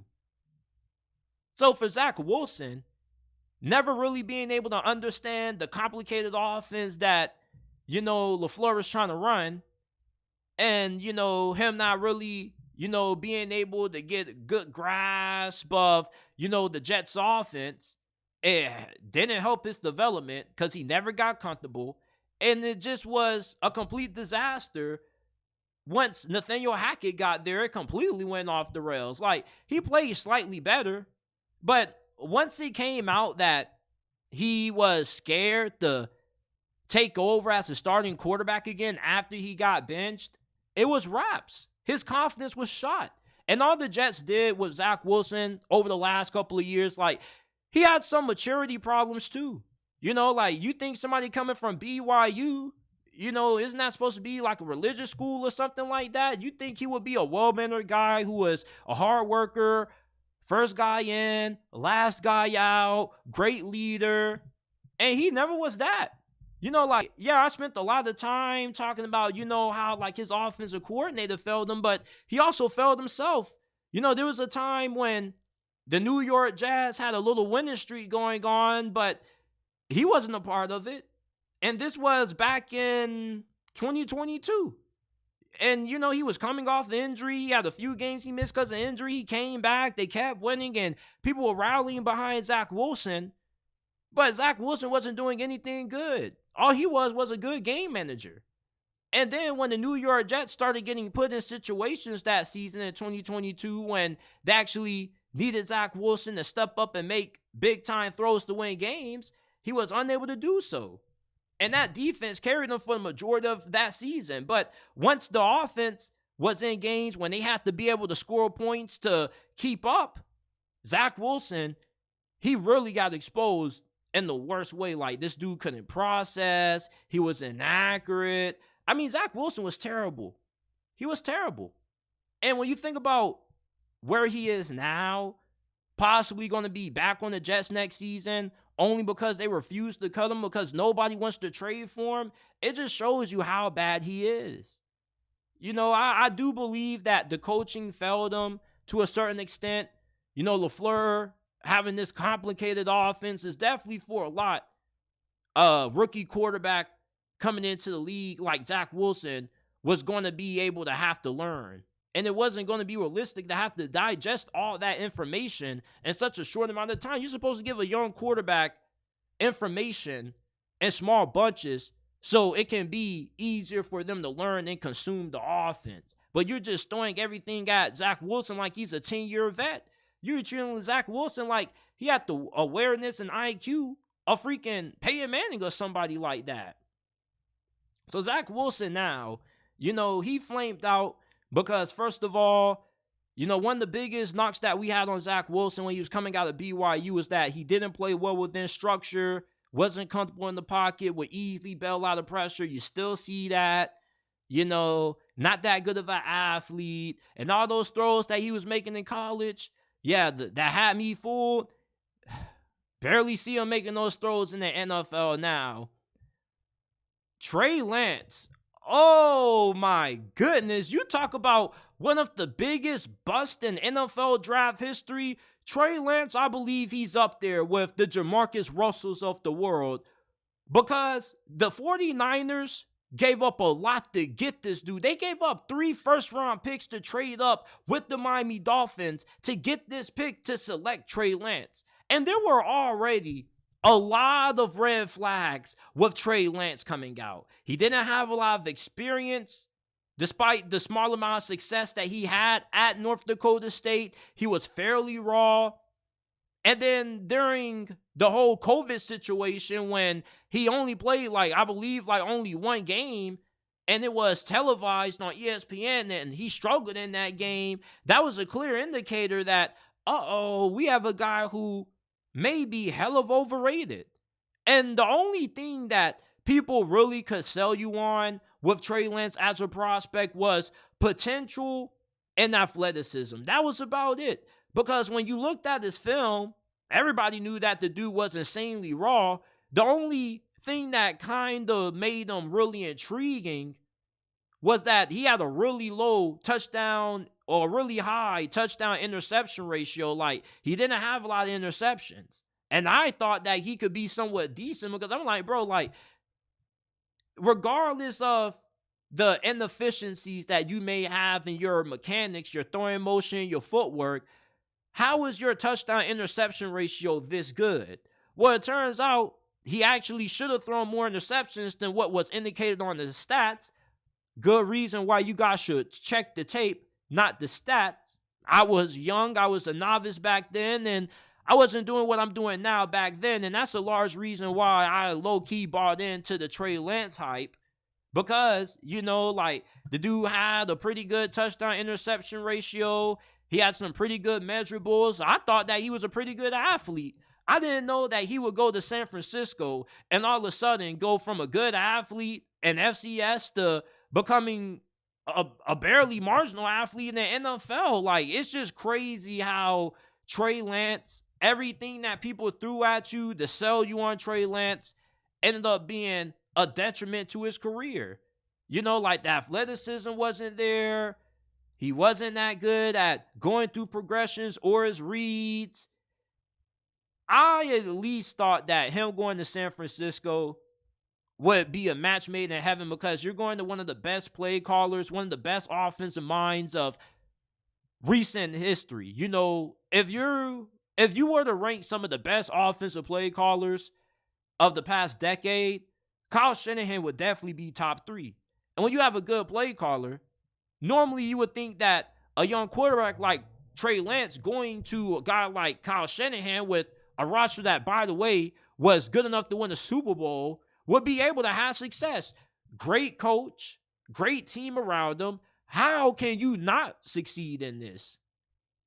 Honestly, how can you not succeed with the situation that Trey Lance walked into? The dude just wasn't that good. And then, Brock Purdy comes in, and despite not having no first-team reps, no chemistry or rapport with the first-team offense, he dominates against Miami and only goes on to become one of the NFL's most winningest quarterbacks since he's been the starting quarterback for San Francisco. And he was the last pick of the draft. And do you guys remember how last offseason you had the controversy between Lance and Purdy because people felt like Trey Lance deserved to be the starter because he wasn't giving a fair opportunity. He had a small sample size. He should be allowed to prove himself. Meanwhile, Brock Purdy was allowed to prove himself. It just never made any sense. And people are delusional because they fail to realize in the NFL, yeah, Trey Lance got injured and him missing the majority of his second season was, a huge hindrance to his development. But at the end of the day, though, it doesn't take you a ton of games to figure out how good a dude actually is. When I tried out for my middle school and high school team, it didn't take long to figure out the guys who could play and the guys who couldn't. And when you have a complex offense like Kyle Shanahan's, it definitely doesn't make things easier. But when a guy like Brock Purdy comes in, who's the last pick of the draft, and just outplays you by a landslide, it shows you're not good. And the 49ers weren't even willing to let this dude be the backup quarterback. They couldn't wait to trade this dude. They traded this dude to the Dallas Cowboys. Hell, the Dallas Cowboys, you probably could say they got robbed because they gave up a mid-round pick for Trey Lance, and Trey Lance probably would never touch the field as a starter for Dallas. And they're definitely not going to pick up his fifth-year option. You had somebody who just wasn't good. It's one of those situations that you see in the NBA pretty often. Guys who get drafted in the first round high, who just can't play in the NBA at all, like just are complete whiffs. That's Trey Lance. You normally don't see this bad of a miss in the first round. Like, we've had plenty of busts and plenty of guys who have been drafted in the first round before that haven't worked out, but there aren't too many that were as bad as Trey Lance. I mean, at least Johnny Manziel was able to win a game or two. You feel me? Like, I think there was a game Trey Lance started in for San Francisco where, like, I want to make sure I'm right on this. Give me a second. If I'm not mistaken, in one game he started to open the season, they lost to the Chicago Bears. I want to make sure I'm right on this. Y'all let me know in the comment section if I'm tripping, but if I'm not mistaken, the 49ers lost a game that Trey Lance started in, like his second season, to the Chicago Bears. I believe it was a Monday night, a Sunday night game. Oh, they don't have the game log. It makes no sense. Like, I could have swore Trey Lance, when he started for the 49ers in year 2, like, they lost to the Chicago Bears, bro. I want to make sure I'm accurate with that. Yeah, they lost to the Chicago Bears in his first game as the 49ers starting quarterback. Lance in San Francisco lost to Chicago 19-10 on a rainy day in Chicago. Like, bro, once I saw Trey Lance in that game, I knew the 49ers effed up. And you guys want to know what's so ironic? I feel like the 49ers have no choice but to pay Brock Purdy everything that he demands when it's time to come to the negotiating table on a long-term contract, because he really saved them, bro.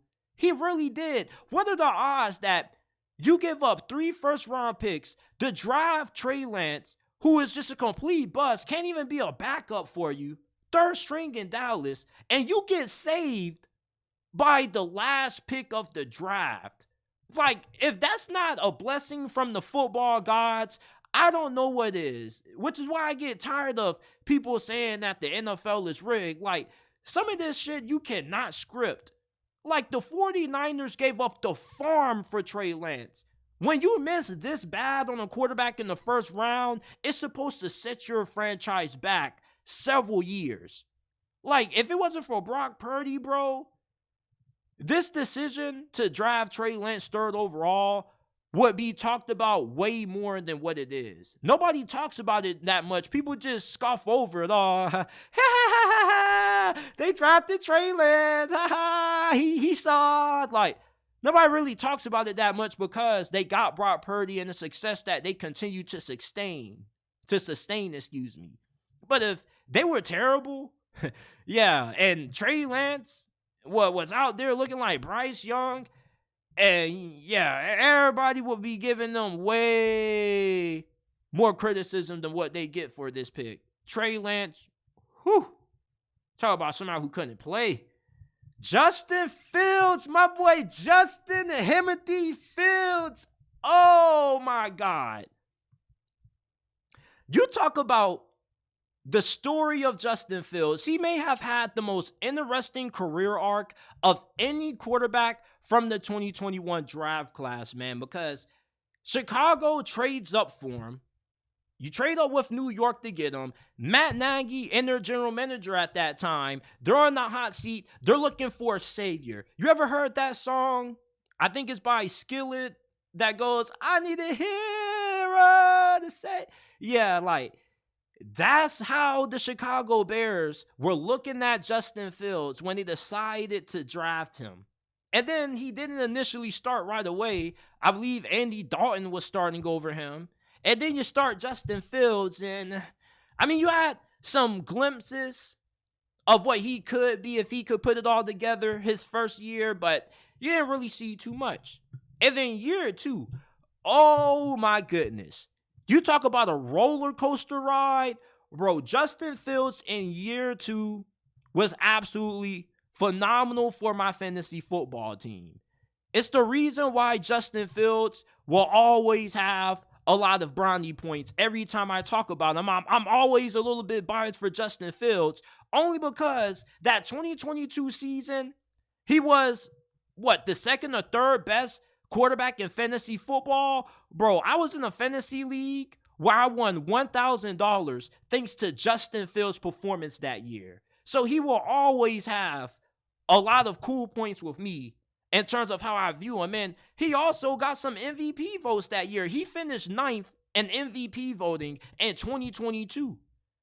And there was a reason why the MVP hype for Justin Fields was so high last year. We seem to forget that there were a lot of people placing bets on Justin Fields to win MVP. There were people who thought Justin Fields in Chicago were going to be a playoff team last year due to them expecting him to take that next step, and it didn't happen. Why? Because he struggled as a passer. The big concern that many scouts and analysts had about Justin Fields coming out of Ohio State in 2021 was his ability to make full field reads and be able to go through his progressions. He didn't really do too much of that at Ohio State. Plus, he was blessed with playing with the best receiver room in college football those years. He goes to the NFL where the windows are smaller, the time that it takes to get the football out is sped up, and Justin Fields has struggled to adapt to the NFL when it comes to being able to throw the ball. We know that the dude is a great runner. He's a great athlete, but all those running back jokes that people make about Lamar Jackson, what we really should be saying them about Justin Fields, because he's a better runner right now than he is as a quarterback. And that's why now he is on the Pittsburgh Steelers. He's not good enough as a thrower to be an efficient quarterback when it comes to you winning games. If you want to be a playoff team, you got to have a quarterback who can throw the football effectively, especially late in the fourth quarter. Do you know that since 2021, Justin Fields has been the NFL's worst fourth quarter quarterback? He ranks last in fourth quarter completion percentage, leads the NFL in fourth quarter turnovers. It's funny how his best game of probably his career last year against the Denver Broncos, right? He balls out. But they still lost despite him having the best game of his career. How does that happen? He has a costly fumble in the interception in the fourth quarter. You can't make it up. Even on his best days, he still finds a way to lose in the fourth quarter. And that's the problem with Justin Fields. This dude is a really exciting quarterback to watch. He has some really electric plays that he makes. And he shows glimpses of what he could be if he puts it all together. The problem is, he's going into his fourth season, and we still don't know what Justin Fields is as a quarterback. Is he good? Is he not? Is he average? And a lot of people defend Justin Fields, and he's really polarizing. And that's why I say, the story and the career arc of Justin Fields has been like no other when you think about the other QBs that he was drafted along with. Because there are still people that tell you Justin Fields is good enough to be a starting quarterback in this league, even though he currently is a backup to an aging, regressing Russell Wilson. Justin Fields, I couldn't imagine, getting traded because a team is going to draft a younger quarterback that's never played the down because they perceive him to be better than you. Justin Fields still has a lot of potential, but that's the problem with Justin Fields. At this point in his career, he's more potential than he is proven production. And that's what gets coaches fired in the NFL, banking on potential. You see, if this was 2010 or 2002, Justin Fields would have 4 or 5 years to prove himself. But in today's NFL, you got 2 years to show these franchises how good you are. And if they're not convinced that you're the dude by your 3rd season, it's wraps for you. And that's why Justin Fields is in Pittsburgh now. But I'm pretty confident he can reboot his career in Pittsburgh. All he got to do is beat out old man Russell Wilson, who people are gassing up so much, just so much. I'm going to talk about that on a later day. And then you got my boy, Mac Jones. Ooh, man, I thought Mac Jones to New England was just such a perfect pick. It just felt like it was destined to happen. And if you were keeping up with the 2021 NFL draft, you will understand with what I mean by that saying. Because think about it. Tom Brady, the greatest quarterback in NFL history, great pocket passer, accurate, great playing within structure, gets the ball out fast, high football IQ. He leaves New England, right? New England needs a quarterback. Mac Jones is the perfect Bill Belichick style quarterback. Plays well within structure, gets the ball out fast, has a high football IQ, really good processing, accurate in the short intermediate ranges of the field, may not have the strongest arm, but it's all about accuracy and decision making when it comes to Bill Belichick.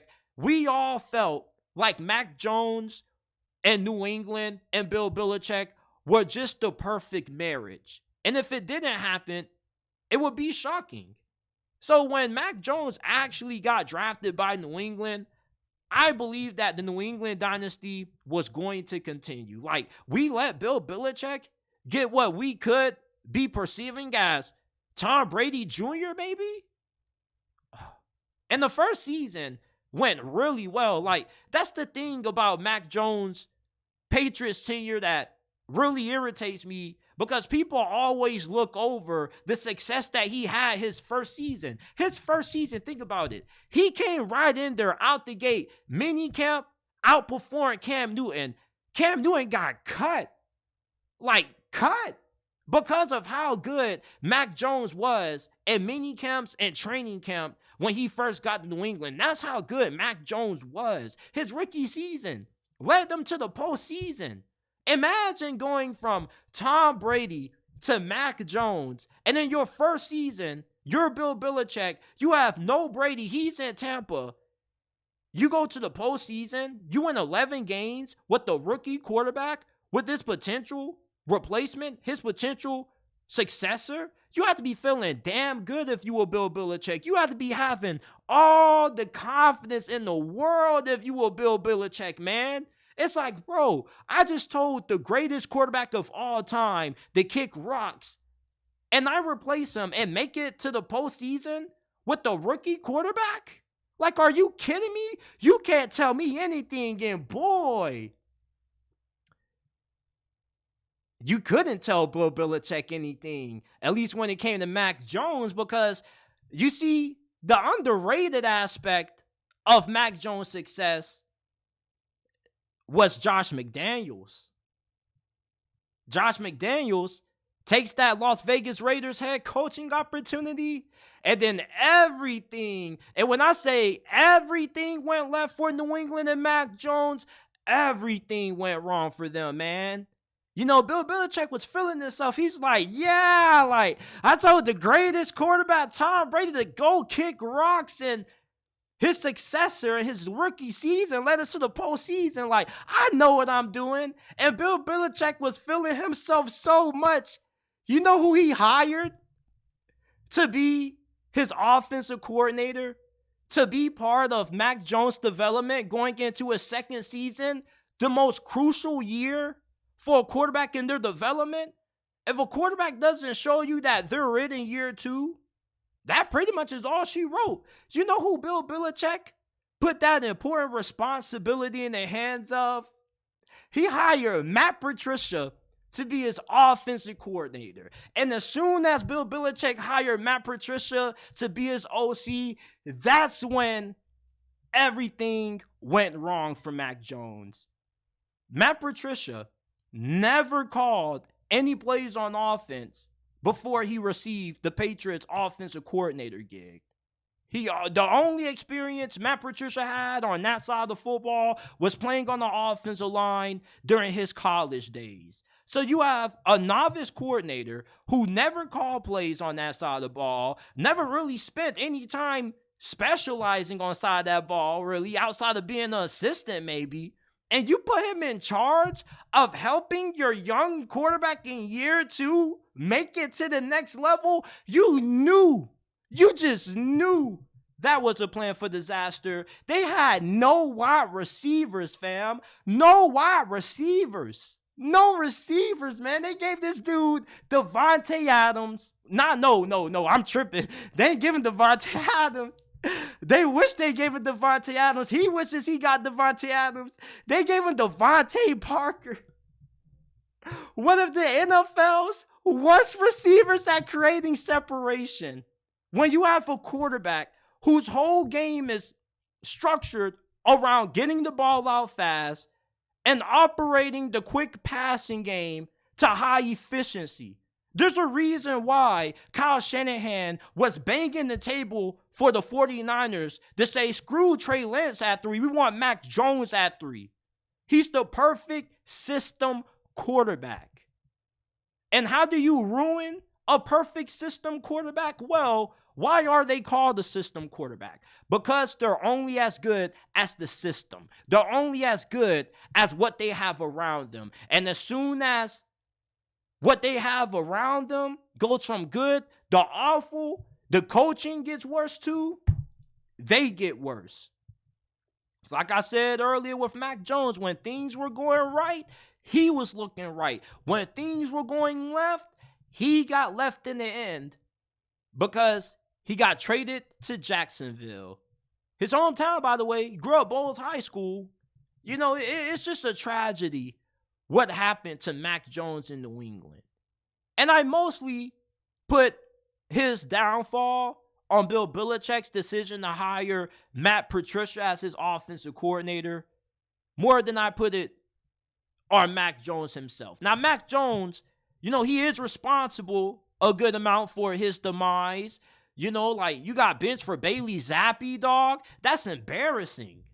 And the highlight of Mac Jones' 2023 season was when he had that weird comeback that he led New England to against the Buffalo Bills early in the season. Outside of that, like, 2023 was damn near unwatchable for Mac Jones. And I ain't even gonna lie, like, I was really shocked at Mac Jones' personality.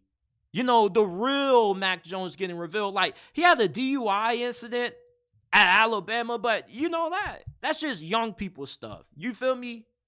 And even when he was playing for Bowles, like, you never really heard anything negative about Mac Jones from a personality standpoint.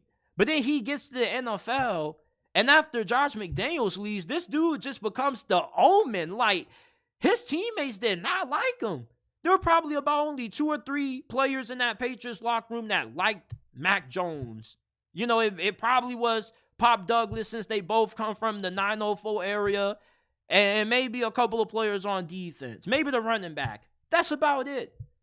Like, the dude was nut-checking players. Like, one of his own teammates had to pull him aside during practice and say, hey, bro, like, it's not cool for you to be, you know, messing with people's nuts during the games. Like, I remember there was a Monday night game when he just completely snapped on Matt Patricia, and he had every reason to. And he also went outside of the organization to get help, which really pissed off Bill Belichick. That really put him in the doghouse. I truthfully believe Bill Belichick wanted to move on from Mac Jones way before last year. Once he went outside the organization to get help, that's when Bill Belichick really soured over Mac Jones. And Bill Belichick's ineptness on offense to know how to draft and assemble a good squad around Mac Jones also led to his demise. But I didn't know that Mac Jones was a spoiled brat, or at least that's how he was going to carry himself in the NFL. I always thought that Mac Jones was a well-mannered kid that came from a uppity scale neighborhood from a high-class family that always carried himself and handled himself with professionalism. He was a pro.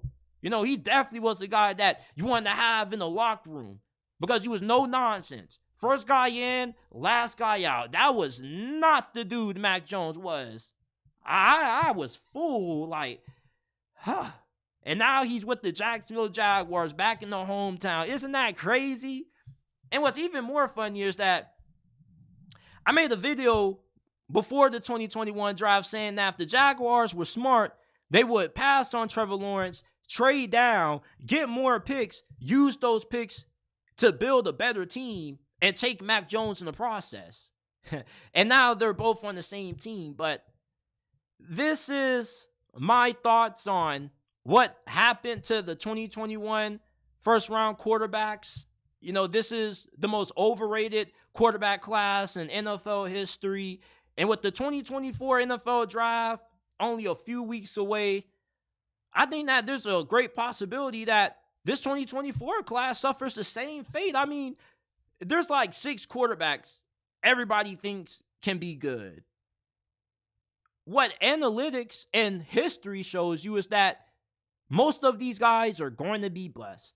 And the 2021 quarterback class is a prime example of what happens when you have a majorly overhyped quarterback class. A lot of these dudes were not good. People said that this was going to be a generational class, and they were right.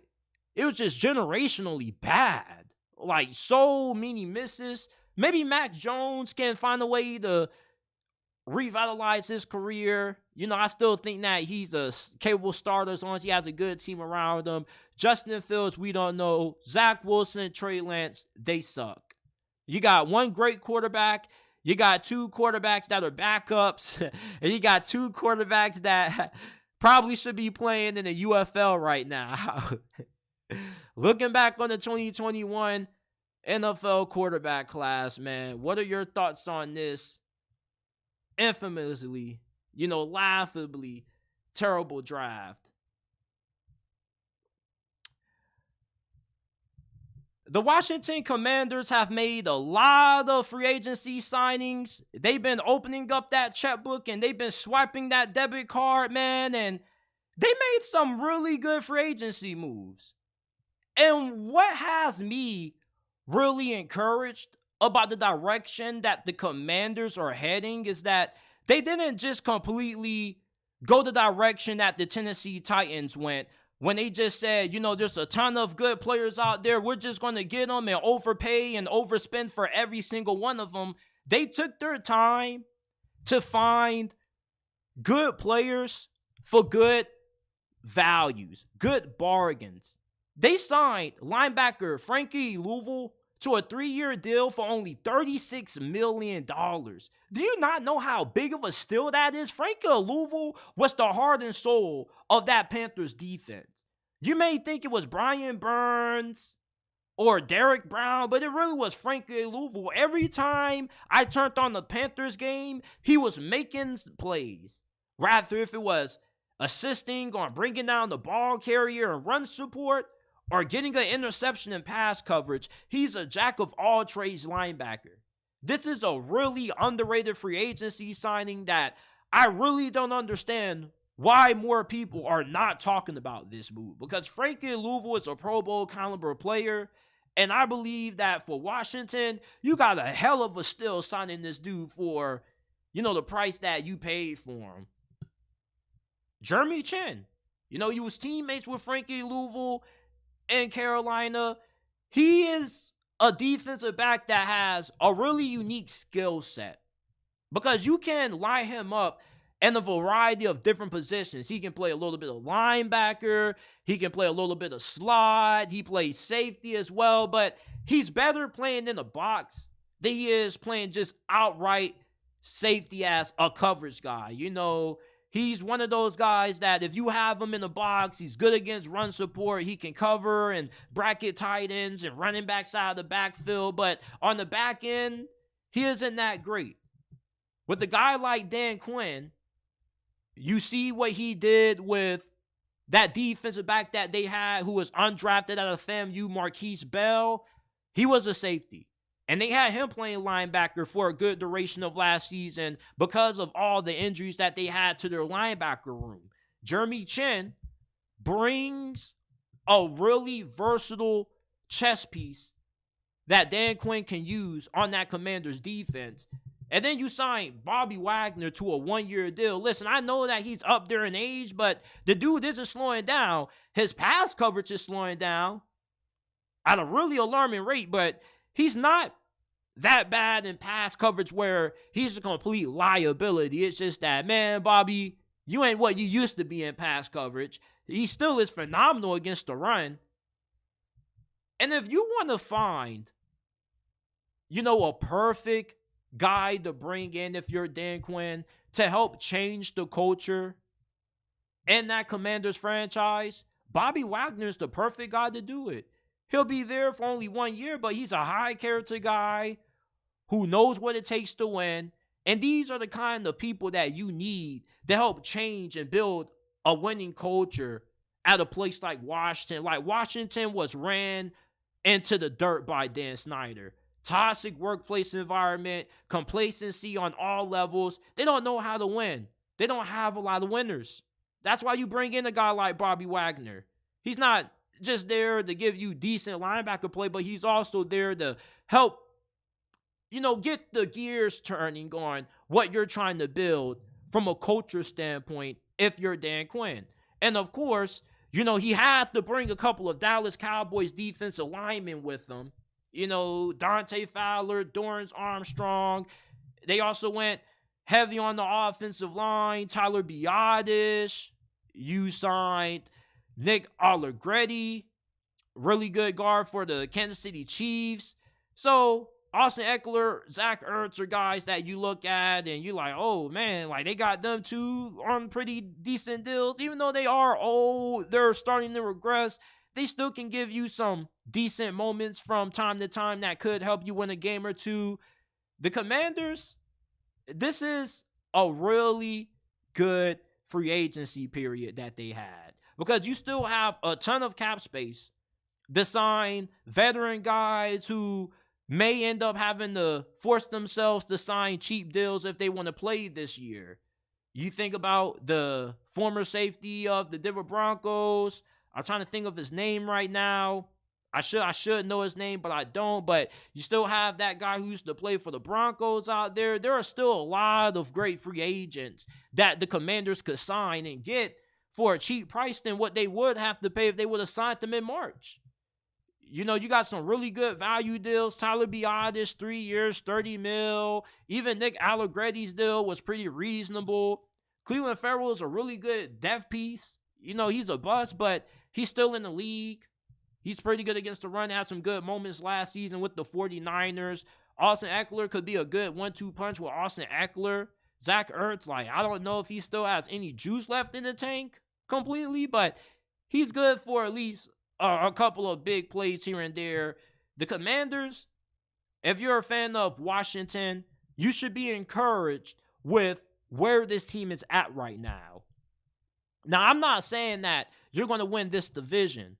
Colin Cowherd and a good amount of people believe you can go from worst to first. I still believe there's a lot of room to improve. Still want to see more added to that secondary. Emmanuel Forbes, I don't think that dude can play. Anytime you draft the cornerback in the first round and they don't succeed immediately, they're bust. Think about some of the best cornerbacks in the game. Marshawn Lattimore, first round, instant impact. Denzel Ward, the first round, instant impact. Think about the guys who have been bust. Artie Burns, he sucked. Vernon Hargreaves, he sucked right away. Bust. Damon Arnett, he sucked right away. Bust. Plus, dude was a nut show off the field. The Commanders don't have anything in Emmanuel Forbes. They may just be better off moving him to safety. Honestly. Because, after A.J. Brown made that dude cry on the sideline, it's no coming back from that. No matter how good of a defensive mind Dan Quinn is, it's tough. But Washington, with these free agency moves, you make yourself, a team that should be competitive next season. You should be able to win maybe 6, maybe 8 games max. Depending on what you do at quarterback is going to decide ultimately if you can be a playoff team or not. Because I definitely do believe that the NFC is weak. And with these free agency moves, they're not moves that bounce out at you, but there are moves that you're going to look back upon a year from now. You're going to say, damn, like, I should have paid more attention to this because this actually was a really good signing. They got good quality for a good bargain. Meanwhile, Tennessee, they paid a hard bargain for values that we don't really know if they're going to be as good as advertised. So for the Washington Commanders fan base, hang in there. I know you've been dealing with a lot of down years from the treacherous days of Dan Snyder and company, but I think that your time is about to come sooner rather than later. Before I end this episode, I want to dive into the JT Sports Mailbag, which is something new that we are implementing with the podcast.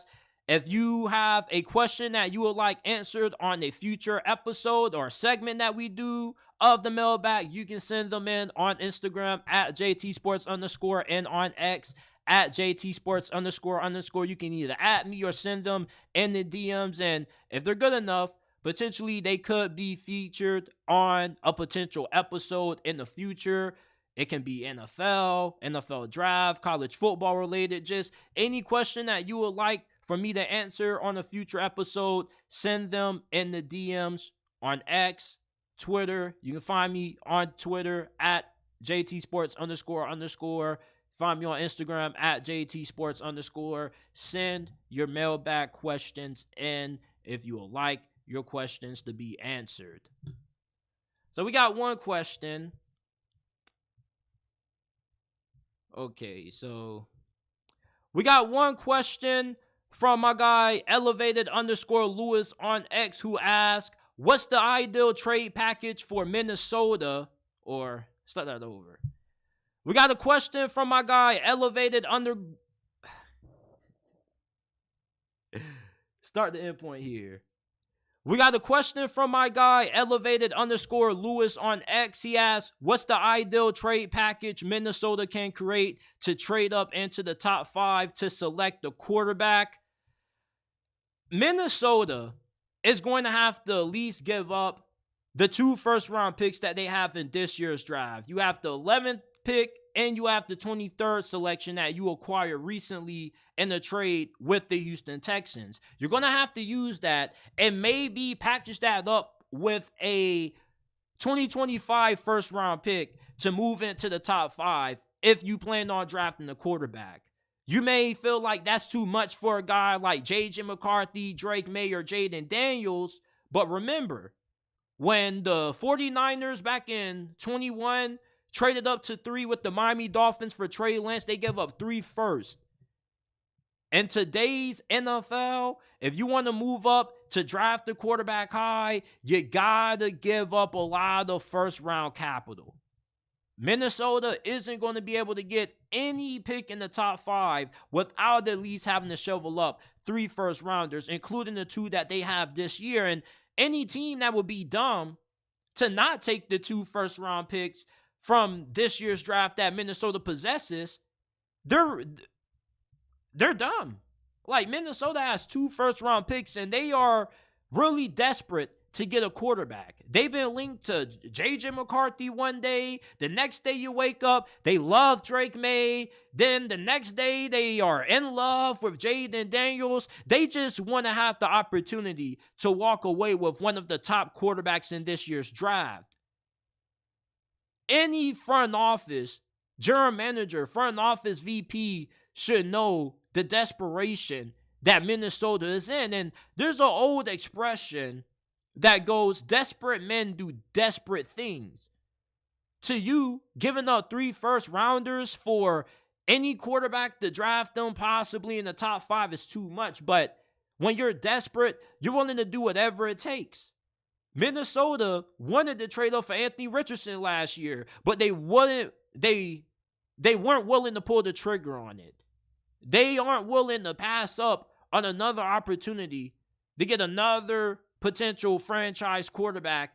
When you lose Kirk Cousins, that was probably something that they didn't really see coming. I don't think they were expecting, or anybody expected, for Atlanta to give all of the money that they offered Kirk guaranteed coming off that injury.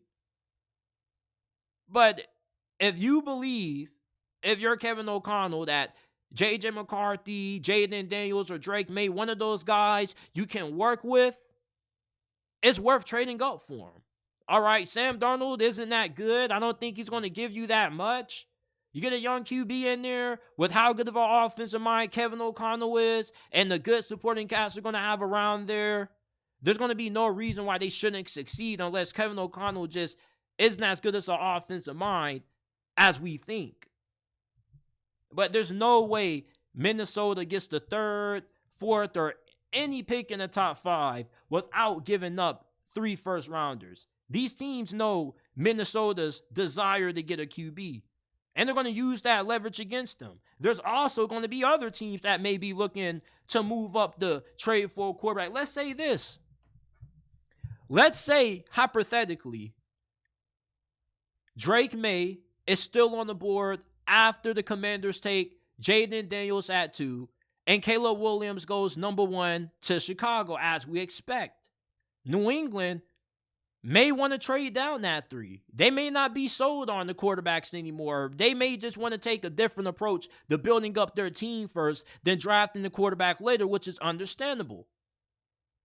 You have the opportunity to get Drake May, but you may have to give up 4 first-round picks for him, or 3 first-rounders and a potential 2nd, and maybe some additional compensation to compete with the Broncos, who may want to move up, and compete for that 3rd pick. If Drake May's on the board and New England's looking to trade down, you got to grab him.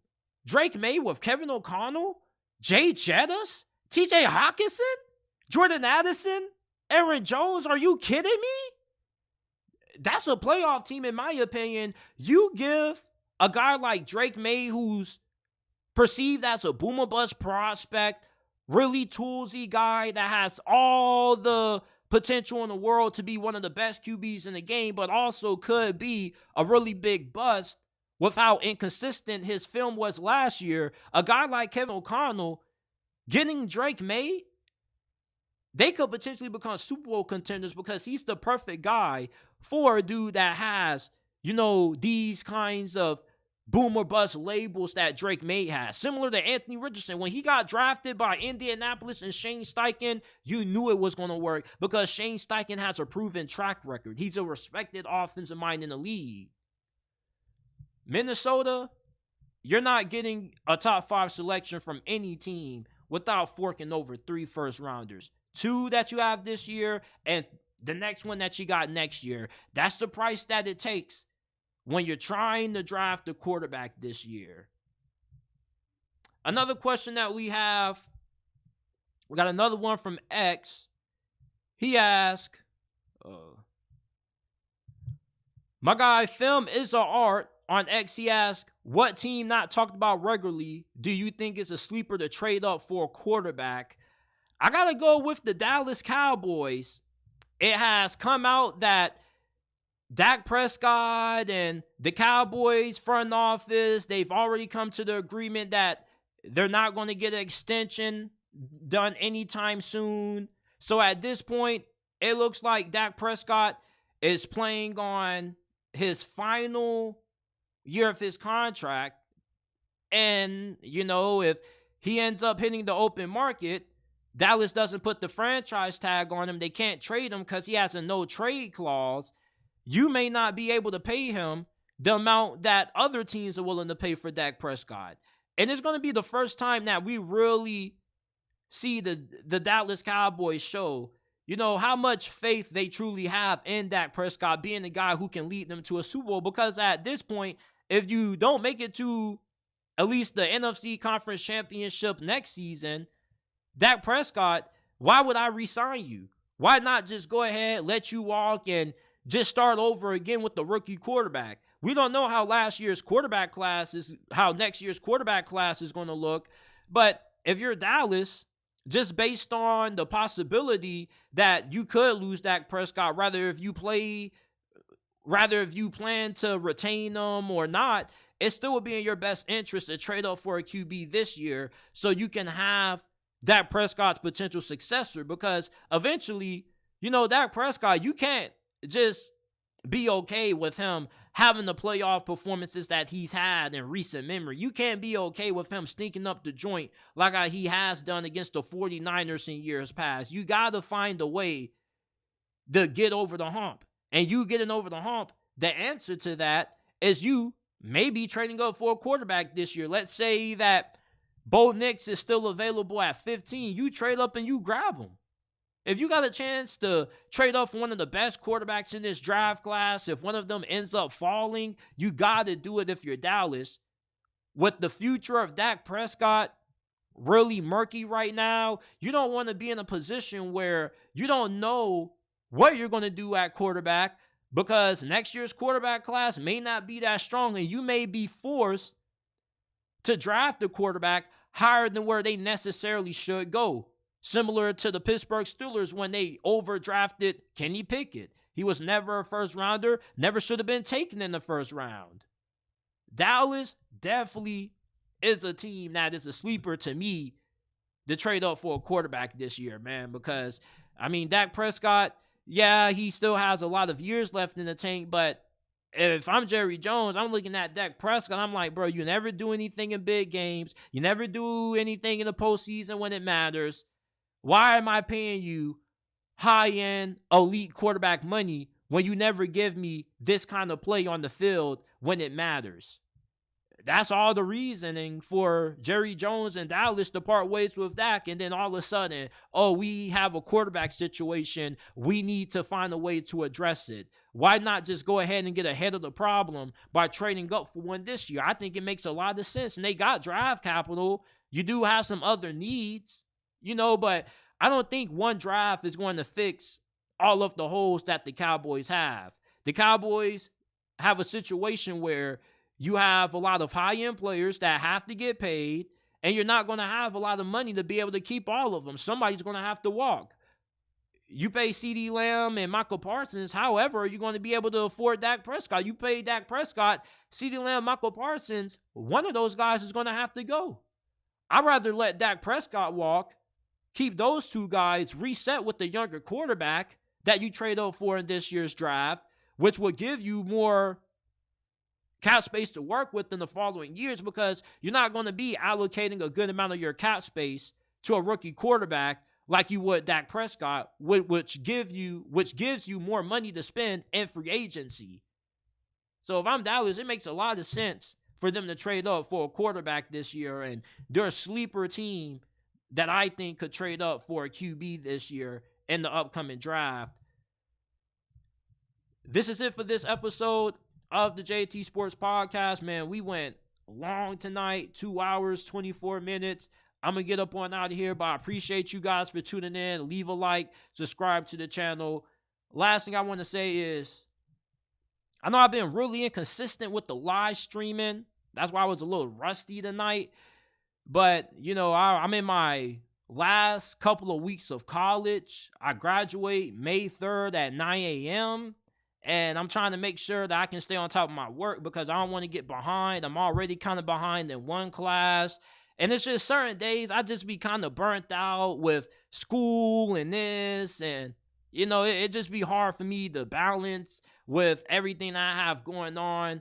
The last month of college definitely is going to be really hectic for me.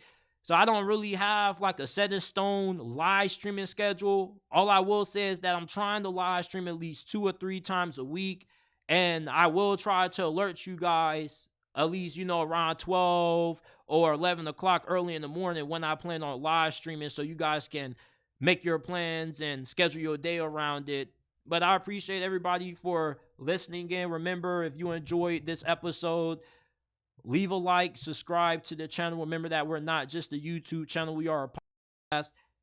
You can find us on every podcasting platform: Apple, Google, Spotify, Amazon, wherever you get your podcasts from. The JT Sports Podcast is available. And I appreciate you guys for tuning in to this episode. Shout out to Kate Roan in the comment section. I appreciate all the love, man. Appreciate my guy, Money Motivated. I appreciate everybody that's tuned in, man. If you enjoyed this stream, give us a 5-star.